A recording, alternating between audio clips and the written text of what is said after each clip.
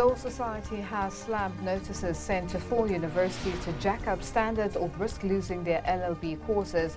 The Council on Higher Education issued a stern warning to the universities to conform within 6 months. I think it will affect the university. I think outside the law faculty, there's a funding issue. It's been 112 years since Enoch Sontonga died as a relatively unknown composer, choir master and teacher. But today his legacy lives on through his greatest composition, Nkosi Sikeleli Afrika. For all your news updates, stay tuned to Your World from Monday to Sunday.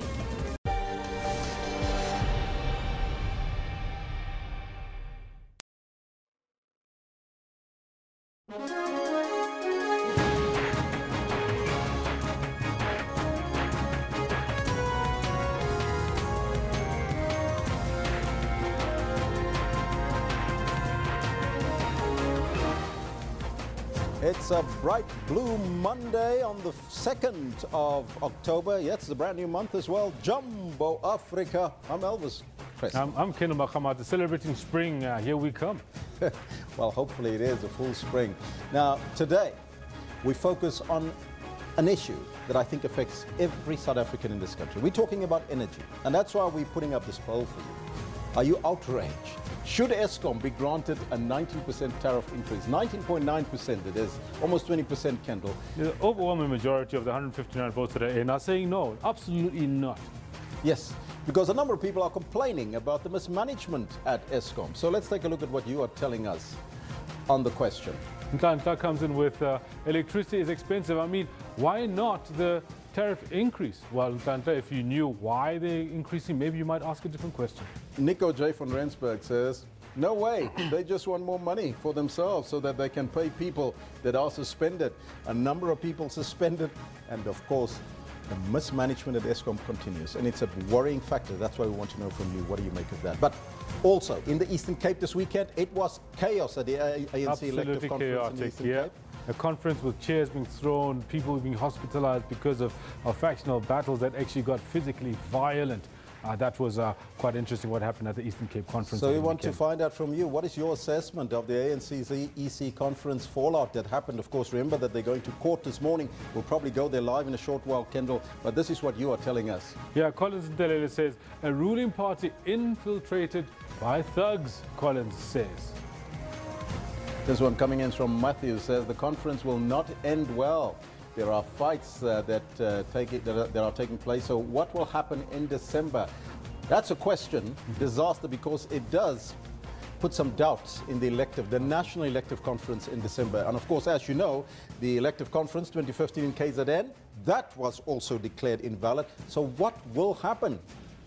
Question to you. Let us know what's on your mind. Yeah, at 9:15 we'll be going to court to hear what the court has got to say about the Eastern Cape Elective Conference. They're in court as well, so lots to look forward to today. We'll go there live. You have to stay tuned. But, of course, another sporting question that obviously get everybody's blood boiling in the country is the Springboks. Yeah, they draw again with Australia. After that last draw in the Rugby Championship, now the Springboks go and put 27 points and then allow Australia 27 points as well. What do you make of the fact that the Boks have drawn with the Wallabies again? Well, that's the question we posed to you. Let's take a look at what you're telling us. Proudly, Kai Kui Kai says the Boks team must lose every game. The team is still too much representative of our racist past. Well, I'm not too sure about that, but I mean, there's changes there.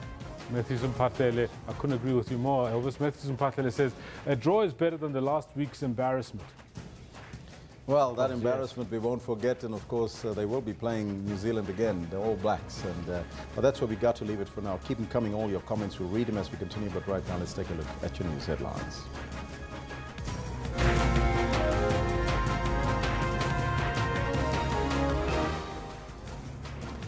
Judgment in an application to nullify the outcome of the ANC Eastern Cape Conference held over the weekend is expected to be handed down this morning at the East London High Court. The police minister, Fikile Mbalula, says that he will send a task team to the Eastern Cape, to the Cape Flats rather, to investigate the shooting and killing of 18 people at the Marikana settlement in Philippi East. And the Independent Police Investigative Directorate boss, Robert McBride, is due today in court on a charge of assaulting his daughter. Now, those are your headlines. So before we get to the news, let's find out from Kendall Makamate what's happening on the sports field. Elvis, good morning to you. Thanks very much. It's a Monday morning. It's a bit of a blue Monday, you said, and it's all got to do with the Springboks and how shoddy they've been over the last little bit. Well, they could have won that match probably in the last minute, but... They should have, they could have, but they didn't. Isn't that the story of our times these days? Good morning to you. This is what we have for you in the sports today. The test between South Africa and Bangladesh surprisingly goes into a fifth day as the Proteas failed to deal a death blow against them. He's got to catch it first, so he's come forward. Themselves take power pressure on trouble defending champions. Bidvest Wits as they beat them 1-0.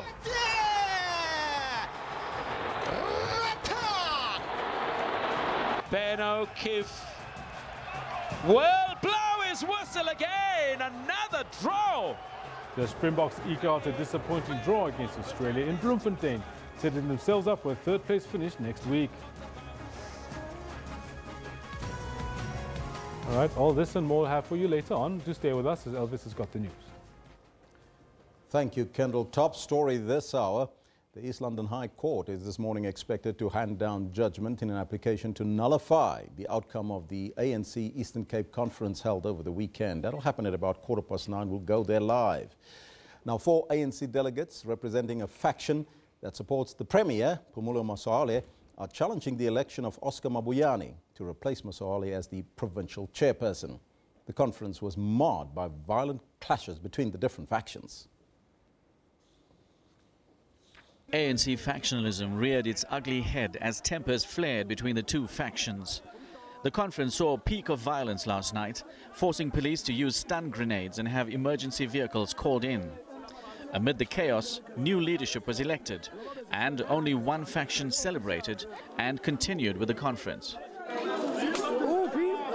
Masuale's faction was in caucus at the East London City Hall. Deputy President Cyril Ramaphosa has also reiterated that the ANC must refuse to be held hostage by factions. When we go through conferences, we avoid a situation where after a conference we emerge divided following a conference. A conference must be a process that unites all of us, that unites those who have won and those who have lost.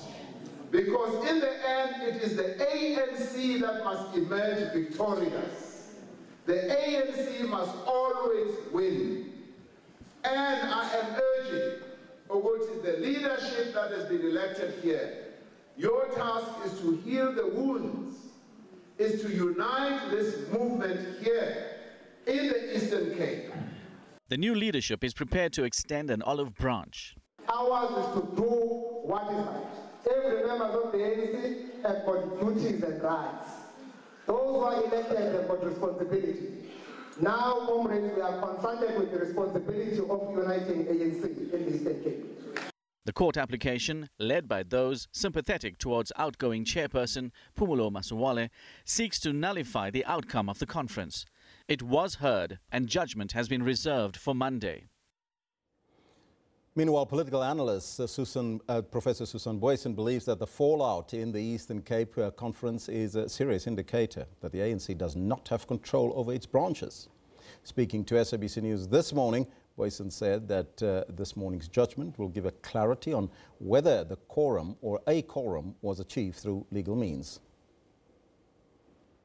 They plead unity, they plead peace, and exactly the opposite happens at some of these conferences. Granted, not all of them, but certainly at very important province level and at very important regional meetings of the ANC, regional executive committee meetings of the ANC. And there is so much turmoil that is happening around that. And there is that we get serious questions about the... Now, perhaps legality, that can be proven in many cases, like we saw in the Eastern Cape over the weekend as well, legally a quorum, but then were those meetings legitimate? Yeah. And that is where today's judgment in the High Court, Eastern Cape, will be so important, because it will give pointers to that delicate balance between legality, quorums, yes, but how was that quorum obtained? What were the conditions in which that level of internal party democracy was being exercised? Because we know in 2012, at that benchmark Constitutional Court judgment, right at the time of the Mangaung National Elective Conference, now 5 years ago, there the Constitutional Court was adamant about the importance of intra-party democracy for the eventual casting of the national vote, for people having a right to exercise their constitutional right at that level. The two go hand in hand, and that is also why it's so important what we see unfolding now. Because in a way too, because the ANC is remaining the dominant party, even if there are problems, whether it have outright majorities, etc., but it is the dominant and the biggest party. What happens inside the ANC really determines our national level democracy. Well, that's Professor Susan Boyce. And now a little bit, just shortly, by the way, we'll speak to our reporter in the Eastern Cape to give us an update as to what transpired over the weekend and, of course, what will happen this morning, that court case. But here's breaking news for you. In the U.S., 2 people have reportedly been shot and killed at the Route 91 Harvest Country Music Festival in Las Vegas in the United States.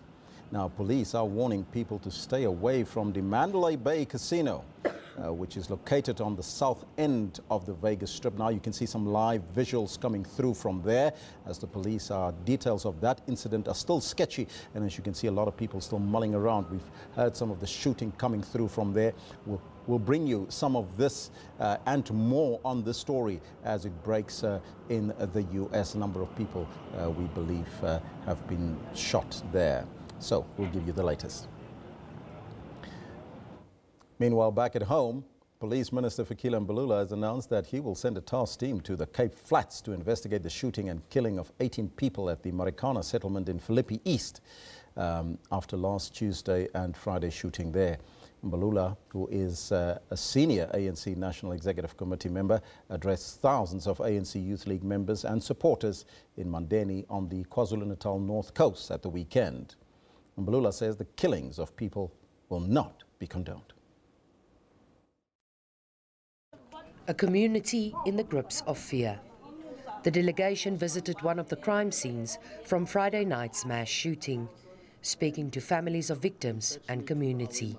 MEC Dan Plato doesn't have those jurisdiction powers to deploy the armies, but to make a request of saying that now that we are finding the cooperation with the police being so poor, he can ask the superiors and coordinate with the national that possibility of deploying the army is considered so that the area can be stabilized. Leaders say most of the violent crime and killings are perpetrated by the youth. We came out from a positive meeting with the Minister, Dan Plato, whereby I also requested him a few months back to please come and help us in approaching the youngsters. There's a lot of issues pertaining to the youth.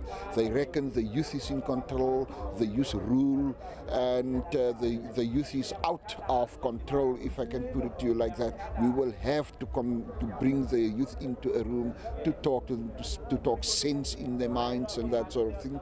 And my department will embark on that ASAP, that process ASAP as well. The relationship between the SABC and the community was also discussed. Plato says his office will assist with a memorial service for the victims. No arrests have yet been made.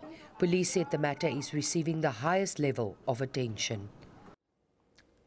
Independent Police Investigative Director, the Ipid boss, Robert McBride, is expected to appear in the Pretoria Magistrates Court on a charge of contravening provisions of the Children's Act.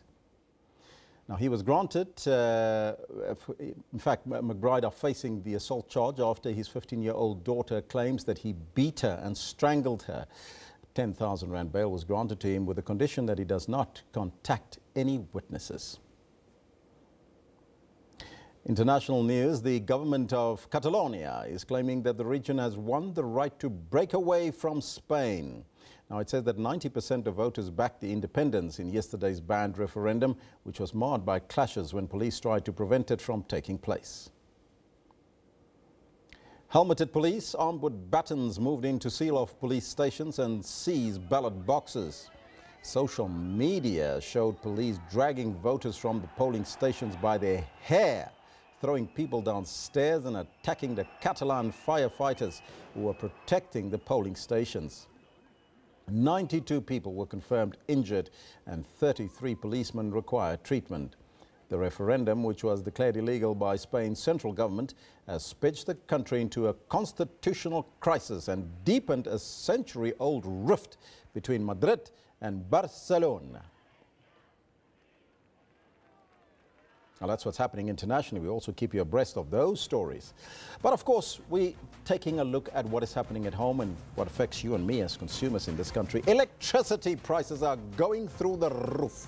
Now, over the last 4 to 5 years, I can tell you what, it probably increased by about 100%. Now, Eskom is getting another 19%. NERSA has granted them 19%. Well, it still needs to go through to public hearings. So we're asking you, should Eskom be granted that 19% tariff increase? So far, 250 votes are in.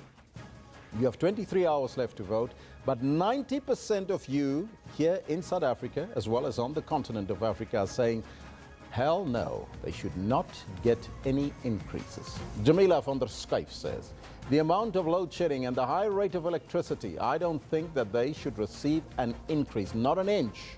Eskom needs competition. Desire Tablai says, why should South Africans pay for their mismanagement? Well, that's a question that I pose. Why? Well, we're also asking you a question this morning, and that, of course, relates to the ANC chaos at the elective conference there. So let's take a look at what we're asking you on your screen right now. How do you feel about this? What is your assessment of what happened over the weekend in the Eastern Cape? What do you make of the chaos that came out of that? And, of course, the fallout from there now is a court case this morning, and we'll be going there live shortly as soon as it starts. So you want to stay tuned. You don't want to miss that one. We'll take a look at some of your comments as well a little bit later, but let's now take a look at what's happening on Twitter. And we start off with the hashtag ANC conference that turned violent at the weekend after an argument over who should rightfully be attending the event. At least 8 people were injured and some damage to property such as chairs were reported. The Deputy President, Cyril Ramaphosa, has pleaded for peace. Then there's an active shooting taking place near Las Vegas Casino. The Mandalay Bay, of course, one of the boxing rings there that's being used in that casino in Las Vegas. And it's believed that multiple shooters opened fire on a crowd. At least 2 people have been killed and a further 24 injured. A lot of people being injured. We'll bring you an update on that story. However, this is an ongoing event and information is still being verified. So we'll keep you updated on that hashtag Las Vegas. Moving further afield, in India, around 22 people died in a stampede that occurred at a railway station in Mumbai. 35 people were injured. The country's railways minister has promised to prioritize safety and plans to put measures in place. Hashtag Mumbai. Look at the pictures coming through in relation to that incident where people are hanging onto the train. Then at least 2 people were killed in an alleged terror attack near a station in the French city of Marseille. 2 women were killed. A knifeman was the perpetrator, and he was later killed by a French soldier. Hashtag Marseille. Then, in the aftermath of Puerto Rico is the total destruction after Hurricane Maria passed through there. More than half of the country are without clean drinking water. Hurricane Maria, hashtag, you can follow that as well and find out what's the latest around that. And around 144,000 people are fleeing the rumbling of the volcano on the beautiful island of Bali, as authorities say that eruption is imminent.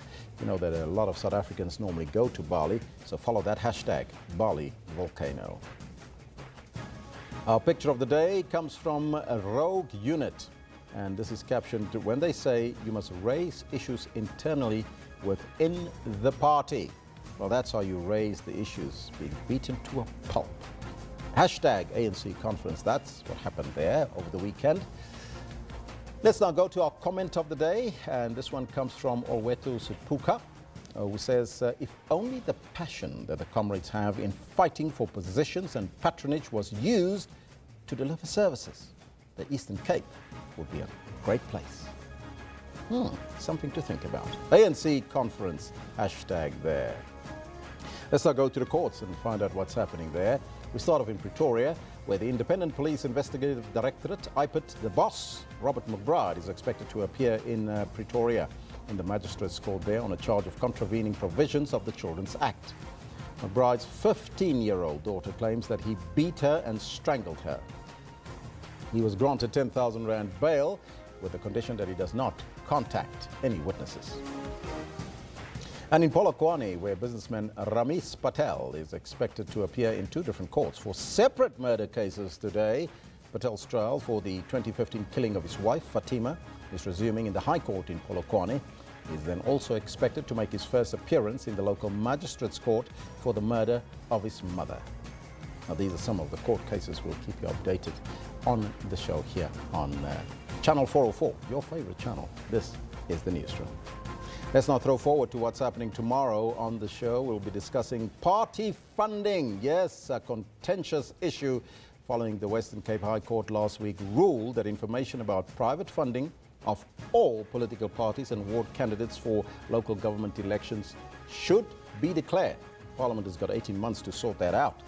We'll keep you abreast of that story that's happening tomorrow. You don't want to miss it once again. But we'll take a short break. We'll be right back after that.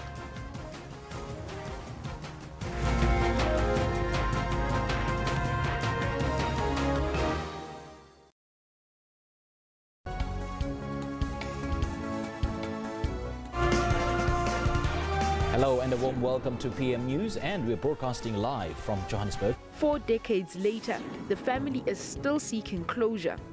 We need the truth, and the truth must be told. Children often go undiagnosed because they are hidden away. About 1 million people in South Africa live with autism. Creative recycling at play. Music has been around forever. I just had to find a new, fresh way to put, and a new spin to put on it. So I decided, why not recycled cans? Stay tuned to PM News for all your news updates every Saturday and Sunday from 1500 hours. What guides us?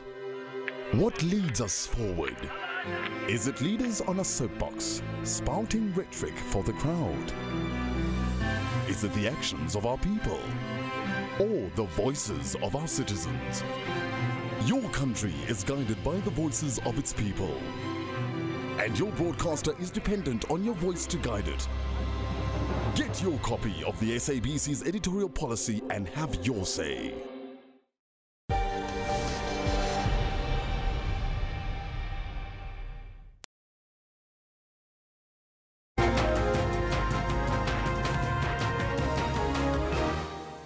Welcome back. Now, as you know, we're conducting a poll this morning. It affects you, it affects me, it affects every one of us as South Africans, and even some of our neighboring countries. That's the poll up there. We'd like to find out from you, should Eskom be granted a 19% tariff increase? That's the question we pose to you. 260 votes in. 90% of you are saying no, they should not get that increase. Only 10% is in agreement. Now, South Africa was left in the dark a few times last year and a couple of previous years as the national power utility had rolling blackouts in order to restore an old grid. Now, this as Eskom faces increased pressure in demand. But with a string of allegations clouding the utility, we are left to wonder what is actually going on. Corrupt officials, irregular expenditure, a credit rating downgrade to below investment grade, and now clawback tariffs that could see consumers even fork out more out of your pocket. Joining us now from the National Energy Regulator, South Africa's Executive Manager in the Electricity Regulation Division, Mr. Mbulelo Mtetezo. A very good morning to you, sir, and welcome. Good morning, Elvis. Thank you. First and foremostly, I would like to just for you to clarify the issue of the increase that Eskom has asked for. what happens is that every year we have to amend Eskom's revenues. What we do as a regulator, in our job as an economic regulator, we determine the revenues that Eskom deserves. These come from expenses and the return on their assets. So we have to do that. Now, there's been a number of increases over the last couple of years. My calculation, and you can correct me, is standing close to about 100% of increases over the last couple of years that consumers are paying. Is that justified then that they get another 20%? Well, in determining those revenues that Eskom has to get, we are guided by the Act, the Electricity Regulation Act, that says that when Eskom applies for tariffs, we've got to look at how efficient Eskom is, and for whatever they spend on that is done efficiently, we have to make sure that they recover those costs. So whenever they apply, we have to look at efficiencies and extract efficiencies, and whatever is left after that, Eskom will deserve it. That is according to the Act. That's not what NERSA wants, but that's the Act, that's the law of the country. Talk to me about efficiency and what efficiency entails. Does it also include management? Oh, no, it doesn't, unfortunately. But what it does, it looks at the actions of management. Do they procure whatever they procure efficiently? Do they use everything efficiently? Do they plan? Their, let's say, their operations and their maintenance, do they do that in an efficient way? When they procure coal or whatever they have to procure, do they go to the lowest bidder or the lowest source of that particular equipment or whatever they need to get? But isn't it a sense that perhaps management of the funds that they receive should also be part and parcel of that adjudication that NERSA does? But see, any mismanagement on their part will reflect on in their efficiencies or inefficiencies. And in as far as that goes, we will catch that, because mismanagement will ultimately lead to inefficiencies. And when we are extracting those inefficiencies, we will find that out. We don't care who the manager is or who's managing, but in as far as it translates that mismanagement in inefficiencies, then we will catch that. Now, the reported tariff increase is 19.9. It's almost 20%. We're asking whether it's 19%. Right. But now, how attainable is this? We know that there are municipalities that can't even pay Eskom as it stands right now. So how attainable is that for Eskom to retrieve that kind of money? But you see, sitting here, I can't say it's going to be 19%. 19% is an application. Yes. And as I said... Did they ask for more, by the way? Is that the application? No, they didn't. That's the application. It's a one-year application, by the way. It's not a multi-year application. They just asked for revenues for just 1 year. So we will do what I'm saying. We'll look at all the expense items that they give us and check to see whether all of them or any of them is inefficient or not. And when we get to that value where we say these are efficiently incurred, then we will say Eskom will deserve that. So 19%, I can say it is the ceiling. But after we've done our job as a regulator, it'll be lower than that. And I can bet you right here and now, it will not be 19%. It can't be. Could it be half of that? Well, I wouldn't stick my neck out and say it's going to be half of that, but I'll tell you that when they came for the RCA, you know, the regulatory clearing account, about 2 years back, where they were asking for 22 billion, sort of, we allowed them 11 billion. That was almost like 50% of what they had asked. So there is a track record that shows that we don't give Eskom necessarily whatever they want. We really look at what they have spent. Are they being efficient or not? Now, Eskom needs to recover 68 billion rand. Is that correct?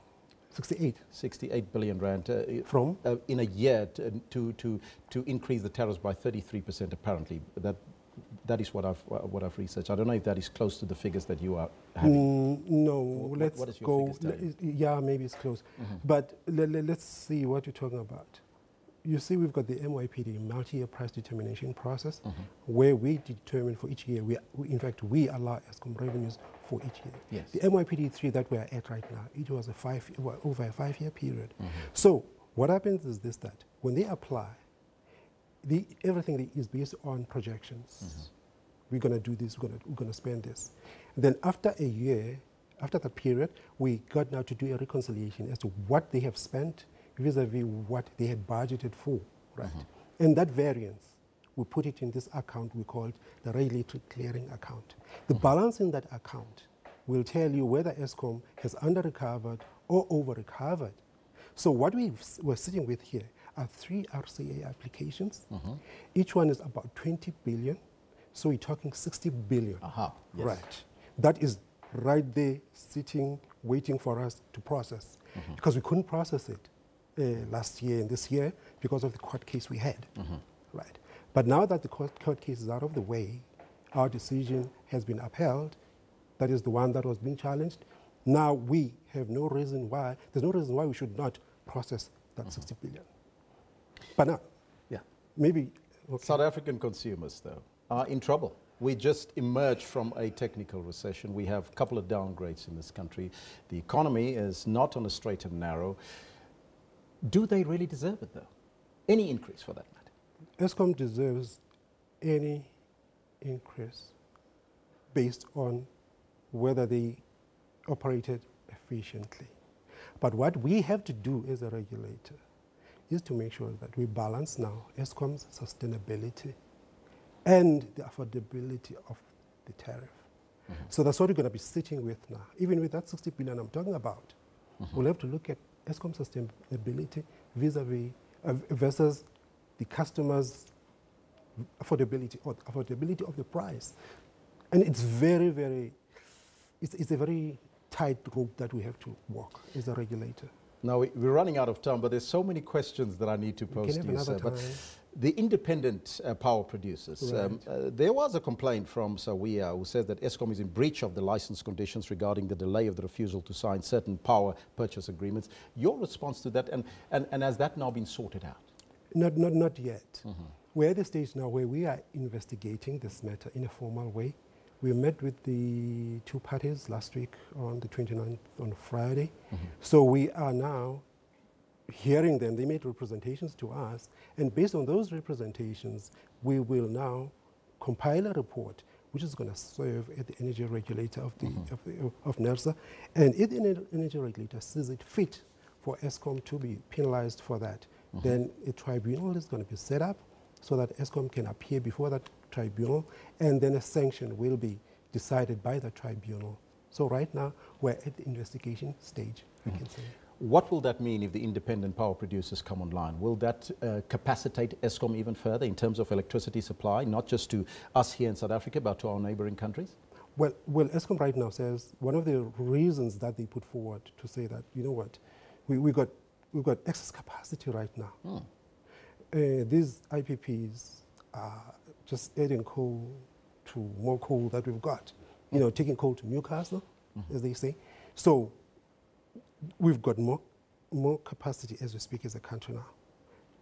As opposed to the days when we had load shedding, now we've got more capacity. So the IPPs, to say that they're going to help Eskom go through that, it's not true, because Eskom right now has got excess capacity. But what we should talk about is the fact that the IPPs we're talking about, they went through a competitive bidding process. Some of them were chosen as preferred bidders. So now what they expect is for them to be connected and sell to Eskom because of the Section 34 determination that the minister made. So they've got that expectation. So they are compelled, really, to buy from the independent power producers? They are compelled in as far as the determination that was made by the minister, a Section 34 determination that was made by the minister. Eskom was designated as the buyer, and they are designated as the suppliers of that power. So according to that, Eskom is supposed to connect them.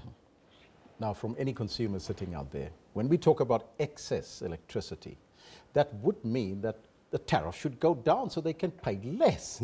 Isn't that the case? I don't think things work like that because, as I said, we get to Eskom's tariff by looking at their expenses and their returns. So based on that, you can't say the tariff should go down. There is going to be a period, I think, when we'll have this excess capacity. But we're going to run out of it. Remember, South Africa right now, our economy is growing by less than 1%. Who knows what's going to happen tomorrow? If you can just jump to 3% all of a sudden, we'll be talking now maybe a deficit instead of an excess. Right now we're talking excess because we are growing at less than 1%. But nobody knows what's going to happen tomorrow. But people are complaining because they're saying even the Eskom management are receiving huge multi-million rand bonuses, and yet we as the consumer have got to pay more. You see, as I said earlier on, the regulator doesn't come in when it comes to the management of Eskom. But then we rely on the structures of Eskom. They've got a board of directors, they've got a shareholder, which is the government. Those are the people who should look at those. Definitely. My good sir, I thank you so much for your time and joining us here in studio. You're welcome, sir. That was Mr. Mbulelo Mtetezo. He's from the National Energy Regulator in South Africa, giving us his take in relation to why Eskom should get that increase. But what do you make of it? I'd like to get your thoughts on the poll. Should Eskom be granted that 19? It's almost 20% because it's 19.9%, right? So 285 of you have voted thus far. 91%, Mr. Mtetezo, are saying no way. They do not deserve it. 9% of you are saying yes, they do deserve it, and that's probably part of the Eskom board that's voting yes. But we would like to get your thoughts. Let us know what's on your mind on the Twitter handle at SABC Newsroom, as well as on the Facebook page. Let's take a look at what you're telling us. This one from Isaac says, in any case, we are subjected to professional looting by Eskom and the municipalities through rigged meter systems. And that's probably the prepaid meter systems he's talking about. Catalonia says, no, not until the illegal connections and corruption has been dealt with seriously. We are paying the price of corruption, mismanagement, crime. 11 million rand for Molefe, the former Eskom chairperson. Well, what do you make of this? This one coming from Mundos just says, Mfundo rather, just says, big no. Make of that what you like. We'll take a break. We'll be right back after that.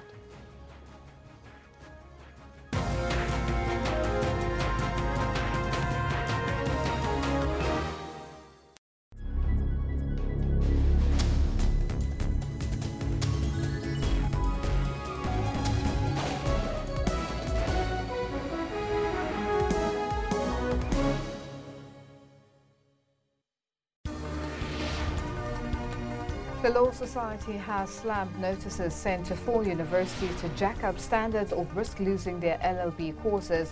The Council on Higher Education issued a stern warning to the universities to conform within 6 months. I think it will affect the university. I think outside the law faculty, there's a funding issue. It's been 112 years since Enoch Sontonga died as a relatively unknown composer, choir master and teacher.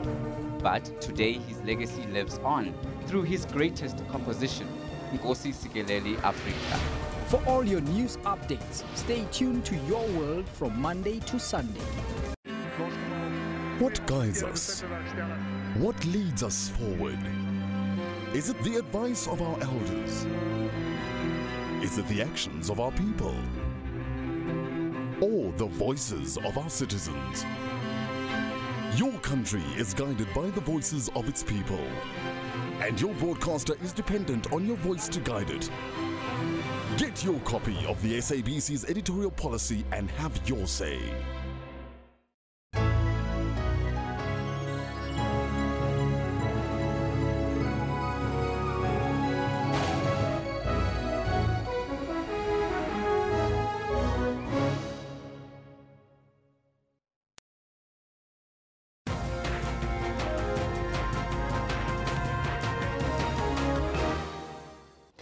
Now, the woes of Eskom are becoming increasingly difficult to hide from the public eye. It's been 100 days since the appointment of the new group interim CEO, Johnny Dladla, that took over from the disgraced authorities, and the bad news continues to pour in. Last week, Eskom lost its deal, well, not really a deal, it's a membership with Business Leadership South Africa. And they're still facing results of an audit that revealed 3 billion rand in irregular expenditure, not to mention the dreaded McKinsey and Trillion Capital corruption scandal and a possible request to be bailed out. Now, is South Africa in for a rocky ride? To the bright side, perhaps? Joining us now in studio is EE Publishers Energy Analyst, Mr. Chris Yelland. A very good morning to you, sir, and welcome. Morning, Albert. 20% almost, 19.9%, that's the increase Eskom is looking for. Well, that's not final yet, as you just heard NERSA indicate. What do you make of that? Well, I had a meeting with Eskom recently, and they assured me that in that 19%, there's not a lot of fat that can be cut out, and that they really do expect 19% or close to 19% increase this year. And that is to its direct customers, and they're expecting a 27% increase to municipalities, or at least close to 27%. We don't know NERSA's final decision yet. That still has to be made following due process. But certainly on Eskom's side, they're expecting massive increases. And the question really that one has to ask is the question of affordability. Yes. What is the response of the customers of electricity to such an increase? Will they be able to continue consumption? Will they have to reduce consumption because it's unaffordable? And this applies to domestic users, commercial and industrial users, and it affects the whole economy. So the question is, what happens to demand for electricity when you raise your prices like this? Talking about demand, now, we heard now that Eskom does have excess electricity to spare. And I asked the question to NERSA, why does the price then not come down if you have excess? We were explained, but your thoughts on that? Yeah, the way it works is that Eskom has a certain capacity and it has a certain sales volume. They make projections and are given a certain price by NERSA. If they sell less electricity than they planned, it means they recover less revenue from the customers than they planned. And in order to balance their books, they can claw back money from the customers in order to balance their book. So if they sell less, they are allowed to put up the price to compensate for that. This is really perverse because it puts in place all the wrong incentives. And I must sort of point out at this point that this surplus is to a small extent caused by renewable energy coming on stream. But let's look at the positive side of that. Because of this extra electricity on the grid, Eskom is now able to export this electricity at unregulated prices, at premium prices. So what surplus it has as a result of renewable energy, it's able to sell to our neighboring countries at premium prices that are not regulated by the regulator. So that should be looking at the advantages of renewable energy and what it can bring to the table if we take an active business approach to say we've now got a product that we can sell. Let's go and sell it at a good price. So they should be in the pound seat, that is, because now you have a product which you can sell at double the price or even triple the price, as you indicated. The trouble is that export is not part of the regulatory process. So the benefits don't come into the calculation of the price that we have to pay as customers. But I've also indicated earlier that there's a lot of mismanagement within Eskom. Can you take us through the series of mismanagement at Eskom and to find themselves in a position where they are right now? Look, there's been a very long history of poor governance, dating back to the load shedding of 2008. After that, there was an investigation that was set up. It was done by the company Deloitte. And their report was not favorable, but it was a secret report. It was to Eskom's board and was never made public. And following that report, the President of South Africa, Mr. Zuma, instructed the Special Investigating Unit to do an investigation as a result of that report. And again, the SIU did the investigation. It has never been made public. That report goes to the President. Following that, there's been a long series of investigations that have been gone into. I can mention reports such as the Denton's report, such as the Oliver Wyman report. There was a report by PwC. There's been a Treasury report. There's been a long series of reports detailing this poor governance, poor procurement, that has cost electricity customers dearly. The trouble is these things have never come out into the open. When they have come out into the open, they have been leaked. The only one that has really officially come into the open was the Public Protector Report, which, as you know, was damning and pointed to very serious irregularities. And the Public Protector recommended, a judicial inquiry, and we are still waiting for that inquiry. But other than that, all the reports have been kept secret. Now we hear there's going to be a parliamentary investigation, but it seems to be delayed and delayed and delayed. And I wonder whether it's simply going to be delayed until after December this year. Why December? Is there an elective conference that we don't know about? Perhaps. But it might happen, it might not. But talking about mismanagement, how are consumers then impacted by this mismanagement by Eskom? Because we also know about the trillions of rands that have been paid to Trillion, the company. Well, you see, the regulator is supposed to be protecting the customers and making sure that irregular expenditure does not get passed through to the customer. But I have to say that the regulator, in my opinion, has been very slow to start looking at this long series of reports, starting with the Deloitte's report and the SIU report. I asked the regulator at a meeting not so long ago, have they even seen these reports? And the answer was no. And for me, that worries me intensely when the regulator doesn't make it its job to get hold of these reports that are being talked about in the media, to look at them closely, to investigate the irregular expenditure, and to do its job, that is to protect the customer of electricity from a very powerful monopoly. New CEO, Johnny Dladla, he's been appointed. Will he make a change? Will he make a difference at Eskom? I think it's too early to say. What we do know is that he is in an interim position, an acting role.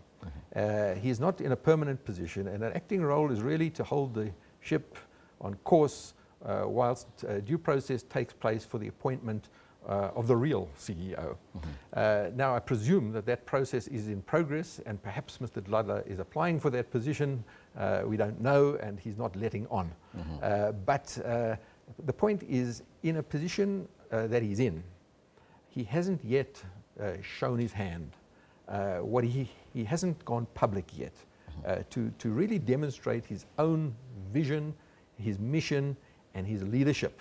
And it appears to me that he is more playing the holding role, and perhaps that's what he just has to do until he either gets appointed in a permanent capacity or somebody else is appointed in his place. Now, earlier we talked about benefits for Eskom in terms of the access to electricity that they do have, but what about the independent power producers? Are there any benefits for South African consumers in relation to that, and perhaps bad news for Eskom?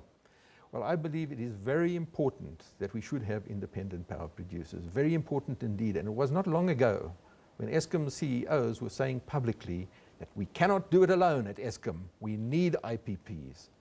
Now, all of a sudden, there seems to be a change in view because the economy has deteriorated, demand for electricity has dropped as a result not only of the economy, but of the dramatically rising prices from Eskom. And now they're in a surplus, and now they don't need IPPs, according to them. My view is simple. As a country, we need to manage risk, and to have one supplier of electricity is a high-risk environment. We need alternative generators of electricity in a competitive environment in the interests of the customer and the country. We're not here to just look after Eskom's interests. We're here, the regulator is here, government is here to look after the national interest. And we cannot confuse the national interest with Eskom's own interests. By my calculations, I mentioned earlier, and I can be rectified, but it seems like over the last couple of years, the consumer has, the Eskom increases has probably amounted to about 100% of what we used to pay. Is that about right, or is there, or close to that particular figure that consumers are currently paying, and can we do something about it? Your figure is an underestimate, a serious underestimate. In the last decade, the price of electricity has gone up 300%. In the last decade. This is having an enormous impact on the demand for electricity. This is one of the biggest reasons why demand for electricity is declining, because people are tightening their belts, they're using electricity more sparingly and more efficiently, and that's not a bad thing in itself. But ultimately, we are a country with a growing population. And if electricity consumption continues on its current path, we are at a 10-year low in the demand for electricity. In other words, electricity demand now is lower than it was 10 years ago, something like 10% lower, and yet the population is increasing. This is a signal that something is wrong. Mr. Yelland, if you were in Eskom's shoes, what would you do? What advice would you give to Eskom to turn this picture around? Because they are getting a backlash from the consumers. They are there to provide us with much needed electricity. First of all, one must say that as Eskom, it's inevitable that they should be looking after their own interests as an organization, Eskom. So it's very hard, if I was the CEO of Eskom, to start looking at things beyond Eskom's own interest. But I think we should be looking at the national interest. And I think we should be looking to government to make these decisions. And we should be looking to what is government's policy in this matter. And it's very clear what government's policy is. The government policy on government white paper on energy policy of 1998 is the only electricity policy that we have in South Africa. And it states very clearly that Eskom generation should be unbundled into a number of competing generation units, that the Eskom transmission should be separated out of Eskom to form an independent system and market operator, state-owned, and that the distributors of electricity, the municipalities and Eskom distributors, should be consolidated into 6 wall-to-wall regional electricity distributors. That is the official policy of South Africa, that we should have an electricity market, that there should be competition. The trouble is it has never been implemented. So if you ask me what would I do, I would look to the policy of South Africa, a very far-sighted policy, and a policy that has not yet been implemented. And I would say we should implement it. I thank you so much for your time, sir, and joining us here in studio. Now that was Chris Yelland. He told you the story. Of course, as you also know, he's an independent energy analyst with EE Publishers. And you heard it, not from me, but right from the horse's mouth. 300%. That's the increase over a 10-year period. That's how much you're paying. There's another 20% coming. Be on the lookout. But right now, let's get back to our main story this morning. That is the judgment and the application to nullify the outcome of the ANC Eastern Cape Conference. People have started gathering inside the court. For the latest on the story, let's now join our reporter, Ivuya Poti, who was there at the court. A very good morning to you, Ivuya. Very good morning to you, Travis. Tell us what is going on. Paint us a picture as what's happening outside the court there. Well, outside the court is very quiet. There isn't a big crowd picketing or anything like that, mainly just a few people from both factions that are inside. However, you will remember that this court challenge is a result of the criticism by the applicants who have alleged that there were many bogus delegates part of the conference. And you'll remember that was also part of the reason why the start actually delayed by so many hours in the beginning, trying to rectify that process.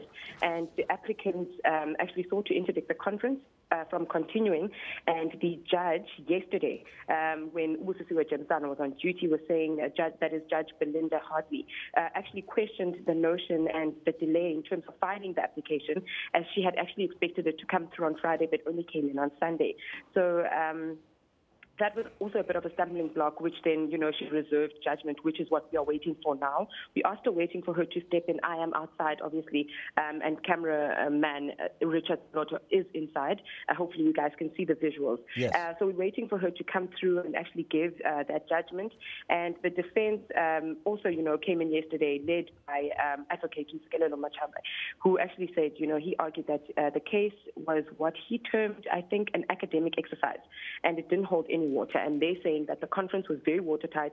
They did go by the rules and regulations of the ANC, and they had NEC members there to actually guide the then PEC, which were residing over the conference. So we are still waiting to hear that judgment. You will remember that the applicants are actually represented by Advocate Mokesi. Now, at what time is this supposed to happen, Ivuya? Because we first heard just after 9 o'clock. It's now close to 10 o'clock. Yes, definitely. Told it would be at 9:30.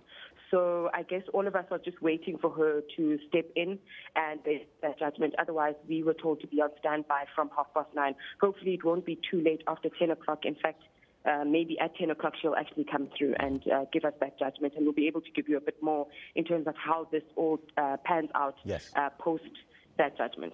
Ivua, thank you so much. We'll get to you a little bit later. Ivua Potty, that's our reporter there in the Eastern Cape. You don't want to miss it, but right now, let's cool it down with the weather. Phil Hawkins is here.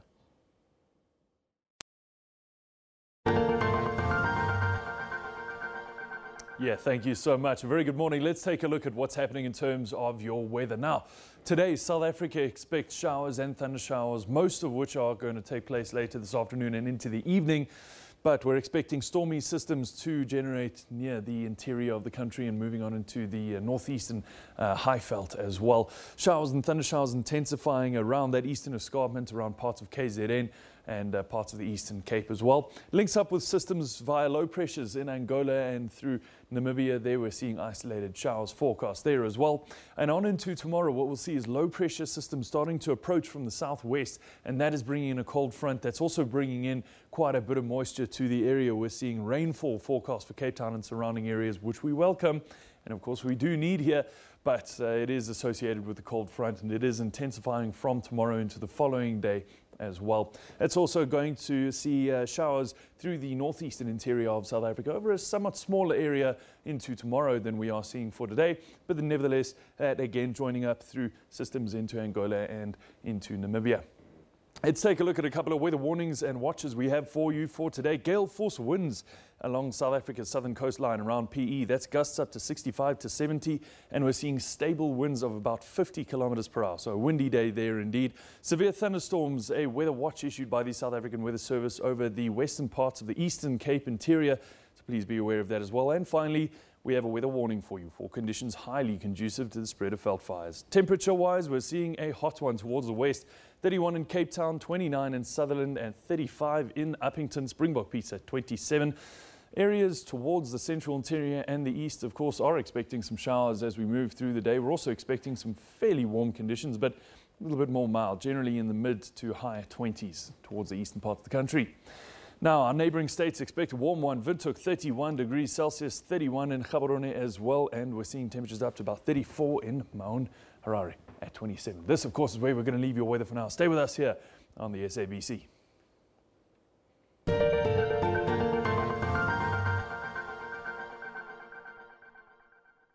Thank you, Philip Hawkins. Now back to our main story today, which is the judgment in application to nullify the outcome of the ANC Eastern Cape Conference. Let's go there live.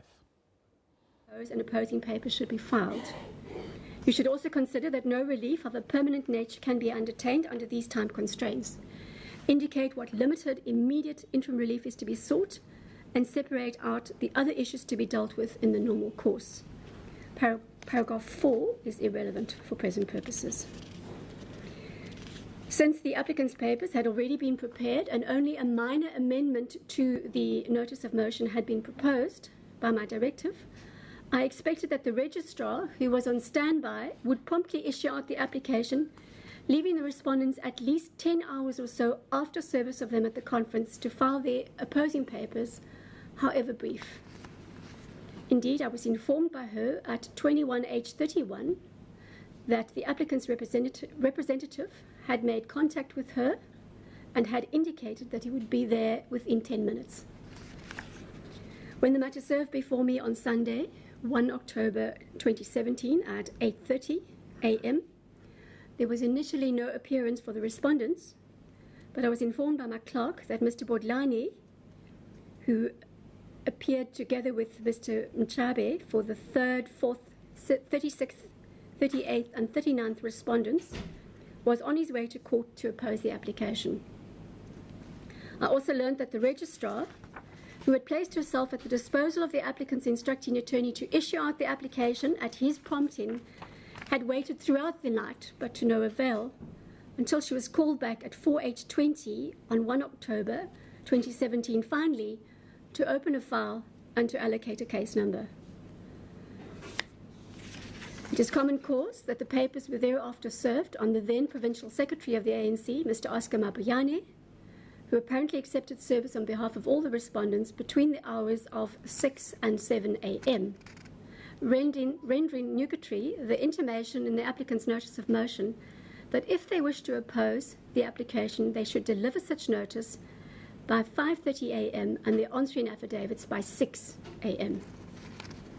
It is not surprising that Mr. Sakela, standing in for Mr. Bodlani, who was en route to East London at that stage, requested time to obtain instructions and to prepare opposing affidavits. As a result, I stood the matter down until 2 p.m. When the matter was argued before me at this time, the applicant's instructing attorney, Mr. Nochesi, put up an affidavit dealing with the manner of service. He explained that the sheriff was unavailable and that the police had refused to assist, resulted in him personally serving the papers on Mr. Mabayane. His evidence was not challenged in this regard, and I accept that this delay between the hours of 4:30 a.m. and 7 a.m. was beyond the control of the applicants. What is not accounted for, however, are the hours between the emailing of my directive to Mr. Nochesi and the issue of the application in the early hours of the morning. Mr. Mnenu, who appeared for the applicants, tried to persuade me from the bar that there had been some incident on the road from Mthatha which played a role in the time lost, but this was not explained in any detail so that the circumstances could be fully appreciated or the motives of the applicants assessed. Neither did they seek condemnation for their failure to comply with my directive or apply for any extension of time to enable them to meet the supposed exigencies of the matter, leading to the ineluctable conclusion that they had hoped to frustrate the rights of the respondent to receive reasonable notice of the application. The applicants appear to have missed the plain objective of my directive, which was to ensure that, notwithstanding the very tight time constraints, the respondent should not be taken by surprise and at least have an opportunity to prepare a brief response. If their failure to issue out the application promptly was not deliberate, they acquiesced, in my view, in losing the supposed urgency of the matter. Counsel for the respondents contended that this lackadaisical approach was fatal to the application on the issue of urgency. I am inclined to agree. Against the applicant's assertion that the matter was one of, quote, extreme urgency, unquote, I find it unacceptable that, upon being given leave to forthwith issue out the application on Saturday night, they then dallied while the conference, which they had hoped to interdict, continued. As it turned out, after I issued the directive, the business of the conference continued through the night and had, according to the brief answering affidavit of Mr. Mabayane, concluded by the time the matter was argued before me. Not unexpectedly, counsel for the respondents submitted that apart from the short notice and the drastic abridgment of the rules of court, this rendered the interim relief sought by the applicants entirely academic. Mr. Moneno unconvincingly sought to persuade me to the contrary, that the conference was in fact still underway at the time of the hearing, on the simple basis that it was scheduled to carry on until the end of the day on 1 October 2017, and that the relief sought was in that sense still competent. But I cannot ignore the respondents' allegations in this regard. Indeed, not only did the respondents clarify that the business of the conference, which was the harm in essence the applicants sought to interdict from happening before their grievance and appeals were dealt with, but added that the elections had culminated in certain decisions being taken which significantly altered the premise of the applicant's case, resulting, for example, in a change of personnel in the portfolios of the PEC of the ANC in the province, so that those cited in certain specified capacities no longer hold such positions. Without determining the impact these decisions posed to the applicant's case, I agree with the respondents that these changes signify the stage to which the conference ought to be interdicted had progressed and advanced by the time the matter was argued before me at 2 p.m. The fact that the conference was still extant when I issued my directive, despite it being over when the matter was argued before me on 1 October 2017, is not an argument that redounds to the applicant's benefit either. This is because they missed the opportunity to enroll the matter in accordance with my directive, allowing for the abridgment of the rules concerning form and service under the peculiar circumstances. In the result, the application was not properly enrolled and forced to be struck out, it being trite law that where a court finds a lack of urgency, this is the appropriate order to be granted. Of course, that is not to say that the applicants have lost their right to challenge the alleged illegality of the conference in due course by virtue of the fact that the formalities have brought the conference to an end, but evidently the entire premise upon which the remedy of an interim interdict rested has fallen away. Mr. Moneno appeared reluctant to concede that a review was possibly the only way forward for the applicants now, assuming for present purposes that there is merit in the allegations that they were denied the right to have their appeals and grievances dealt with, and that certain delegates were not accredited, etc.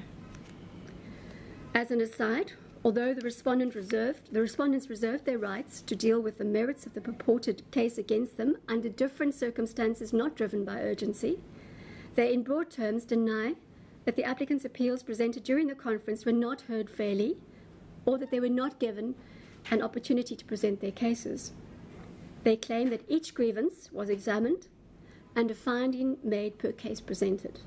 So too, they deny that any of the delegates attending the conference were not properly accredited members in good standing of the ANC. They plead that the conference proceeded because all the constitutional requirements for a valid conference were met.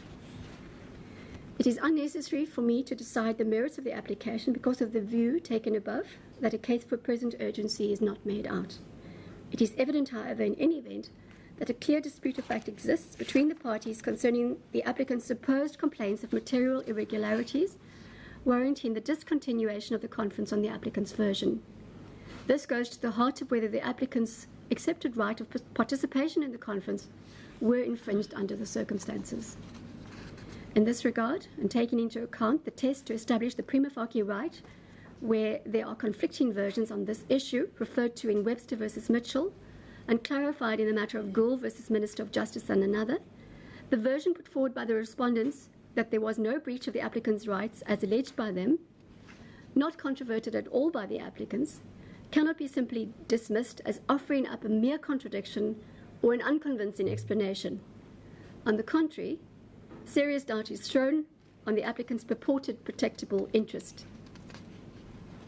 In the result, and for the reasons already indicated, the application falls to be struck off the roll, given that it was not properly enrolled before me, and the respondents' rights compromised by the applicant's failure to adhere to my directive, given recognition to their right to be properly heard under the relevant and very pressed circumstances. The costs must follow that result. I'm mindful that the applicants may wish to still pursue a review. Since they have gone to the trouble to set out the basis for it in the present application, I'm inclined to allow them to make out their case on these papers suitably amended, should they wish to avoid a duplication of costs by later issuing out a fresh application. The order I intend to make accordingly takes account of this contingency. I issue the following order. 1. The urgent application for interim relief is struck from the roll. 2. The applicants are to pay the respondents' costs, such costs to include the costs of two counsel. And 3. The applicants are granted leave to use the same papers suitably amended to pursue an application for review, if so advised.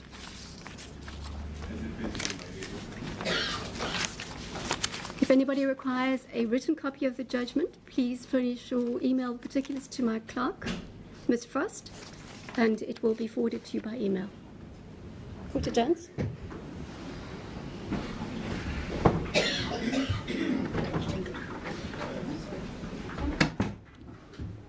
Well, there you have it. That matter struck off the roll. The ANC elective conference for now, of course. You also heard the judge say that it can be reviewed, well, depending on what they're going to do, but they have to pay the cost as well. We'll take a short break, and I'll be right back after that.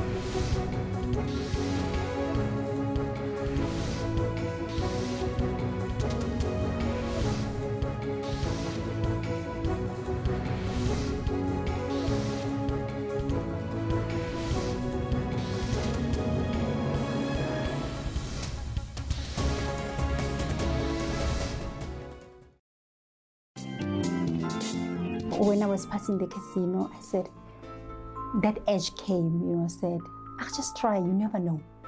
You might go home with 80,000, you know, times 4 the amount that you have. And that stupid day, I lost all my money. Never allow glamorous lifestyles to push you beyond your means. The awakening moment was that 2007, when I left my children alone. I realized this is hurting me. Ask for professional help if gambling is controlling you. Know when to stop. I faced reality that, you know what, for you there's no quick reach, you know, so you just have to work hard. So it's gone. For all your uplifting stories, catch Bupilong every Friday at 17:30.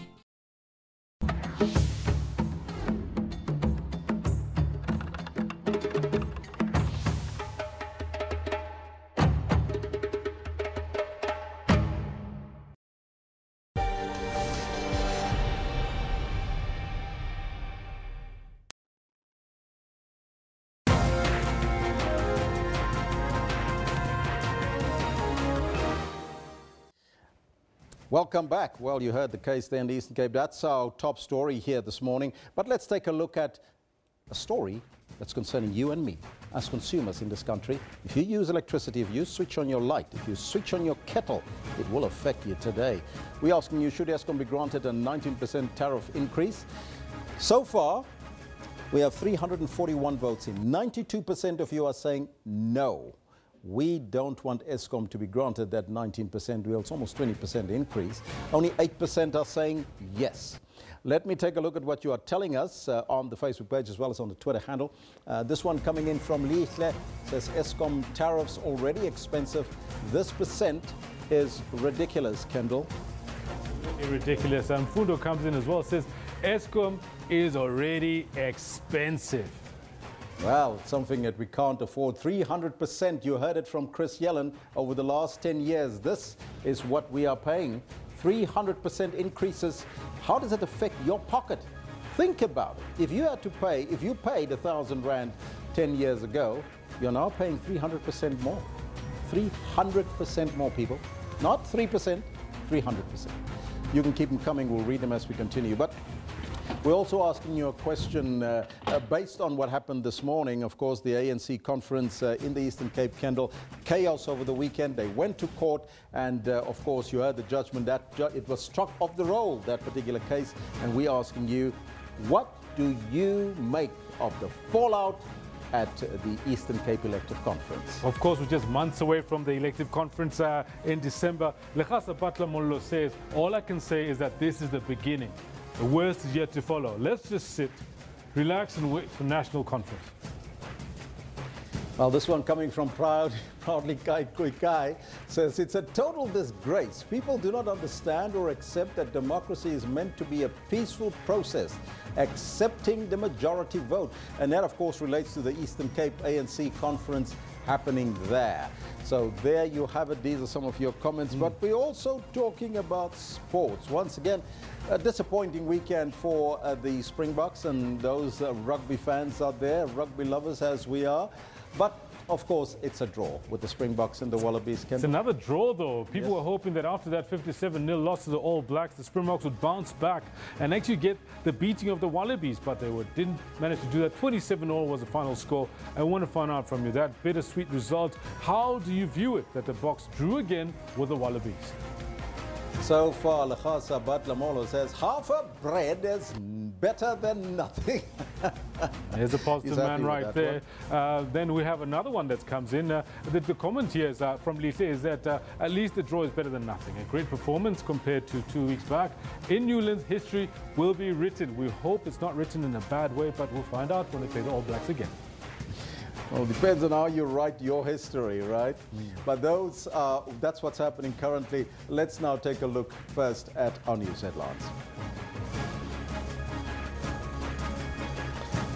Judgment in an application, of course, that was launched in the East London High Court this morning was handed down, and that case was struck off the roll. Well, we'll take a short break. We'll just get our headlines ready for you and we'll put it up for you shortly.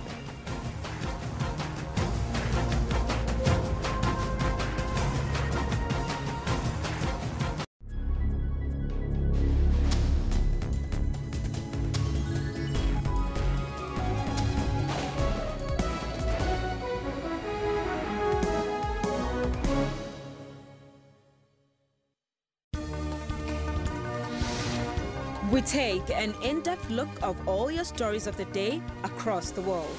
Last month, Mkhwebane said that the bank had failed in its duties to protect the public by not ensuring that ABSA repaid an apartheid-era bailout given to the failed bank, Bank Corp. The rand fell nearly 2% on her remarks. My effort, in my opinion, is going to be to build a Zimbabwe that I believe in, as opposed to remaking a Zimbabwe of the past that I cannot do anyway. So I'm absolutely clear on this. We need to start showing more commitment by government that they are committed to working with business, and therefore that should start to stimulate confidence, and with confidence comes investment, and with investment hopefully comes growth. Stay tuned to Primetime News every day from 18 hours. What guides us? What leads us forward? Is it leaders on a soapbox, spouting rhetoric for the crowd? Is it the actions of our people? Or the voices of our citizens? Your country is guided by the voices of its people. And your broadcaster is dependent on your voice to guide it. Get your copy of the SABC's editorial policy and have your say.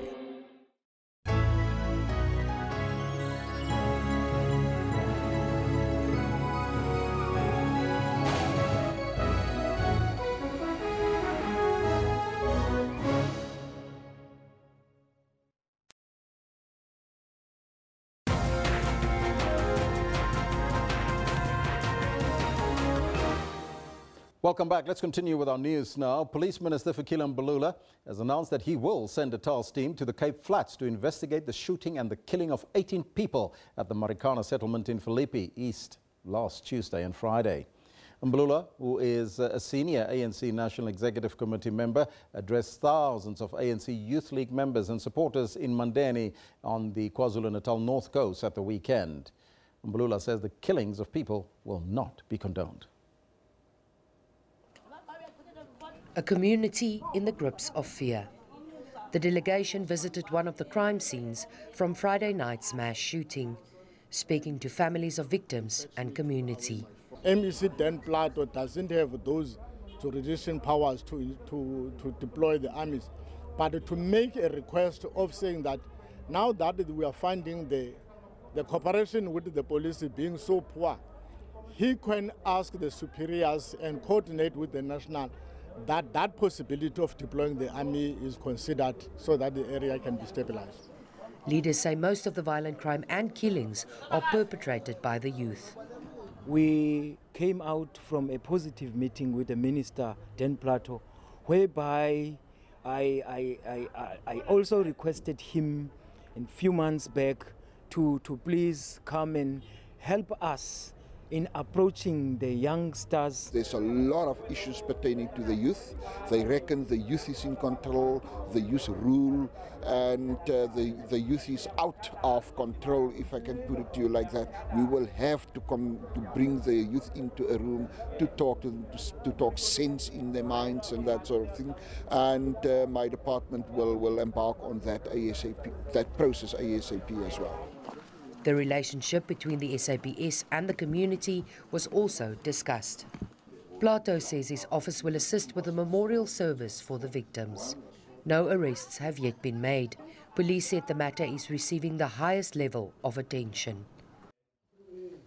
Now, as you know, 4 ANC delegates' application was struck off the roll just now, a short while ago. There's a press conference happening. Let's go there live to the Eastern Cape. That with the newly established PEC, they allow us on this path in celebrating the year of OR Tambo, to deepen unity, to build our branches, to go back, extend the olive branch to all of those that might have been in another group or for whatever reason, and that we get on track as the African National Congress in the Eastern Cape with the work at hand, which is a mammoth task, which gladly now this new PEC will undertake at this particular point in time. And I think also we need to extend our gratitude once again to our legal representatives who at odd hours had to jump in there and make sure that the organization is protected and put up a defense for us that obviously that where judgment would be positive and in our favor. And we want to thank them, all the legal team that have been working consistently during the last couple of months and over the last couple of years to ensure that we emerge victorious in this sense. But it's not a victory taken out of pride. I think we are humbled by the fact that those delegates in conference who were so patient, waiting to conclude the processes of conference. We're humbled by the fact that the NEC oversaw a process, put mechanisms in place to ensure that everything will be credible, and working with such a collective and within such a plenary, we can sit here knowing that everything has been done when we are confident of where we are standing at this particular point in time. Thank you so much. Thank you. Any other takers besides Polly? 1, 2. All right, let's go. Following up from ENCA, I guess the question to ask, therefore, is that this case having been struck off on a technicality of failure to enroll properly, it doesn't really speak to the merits of what the disgruntled members really wanted from the ongoing conference. So the question, therefore, is, are you anticipating further applications? And that is that, do you anticipate that this conference will be challenged, its legitimacy and that of the leadership will be challenged, given that all that these people were doing right now or at the time was to try and interdict an ongoing conference?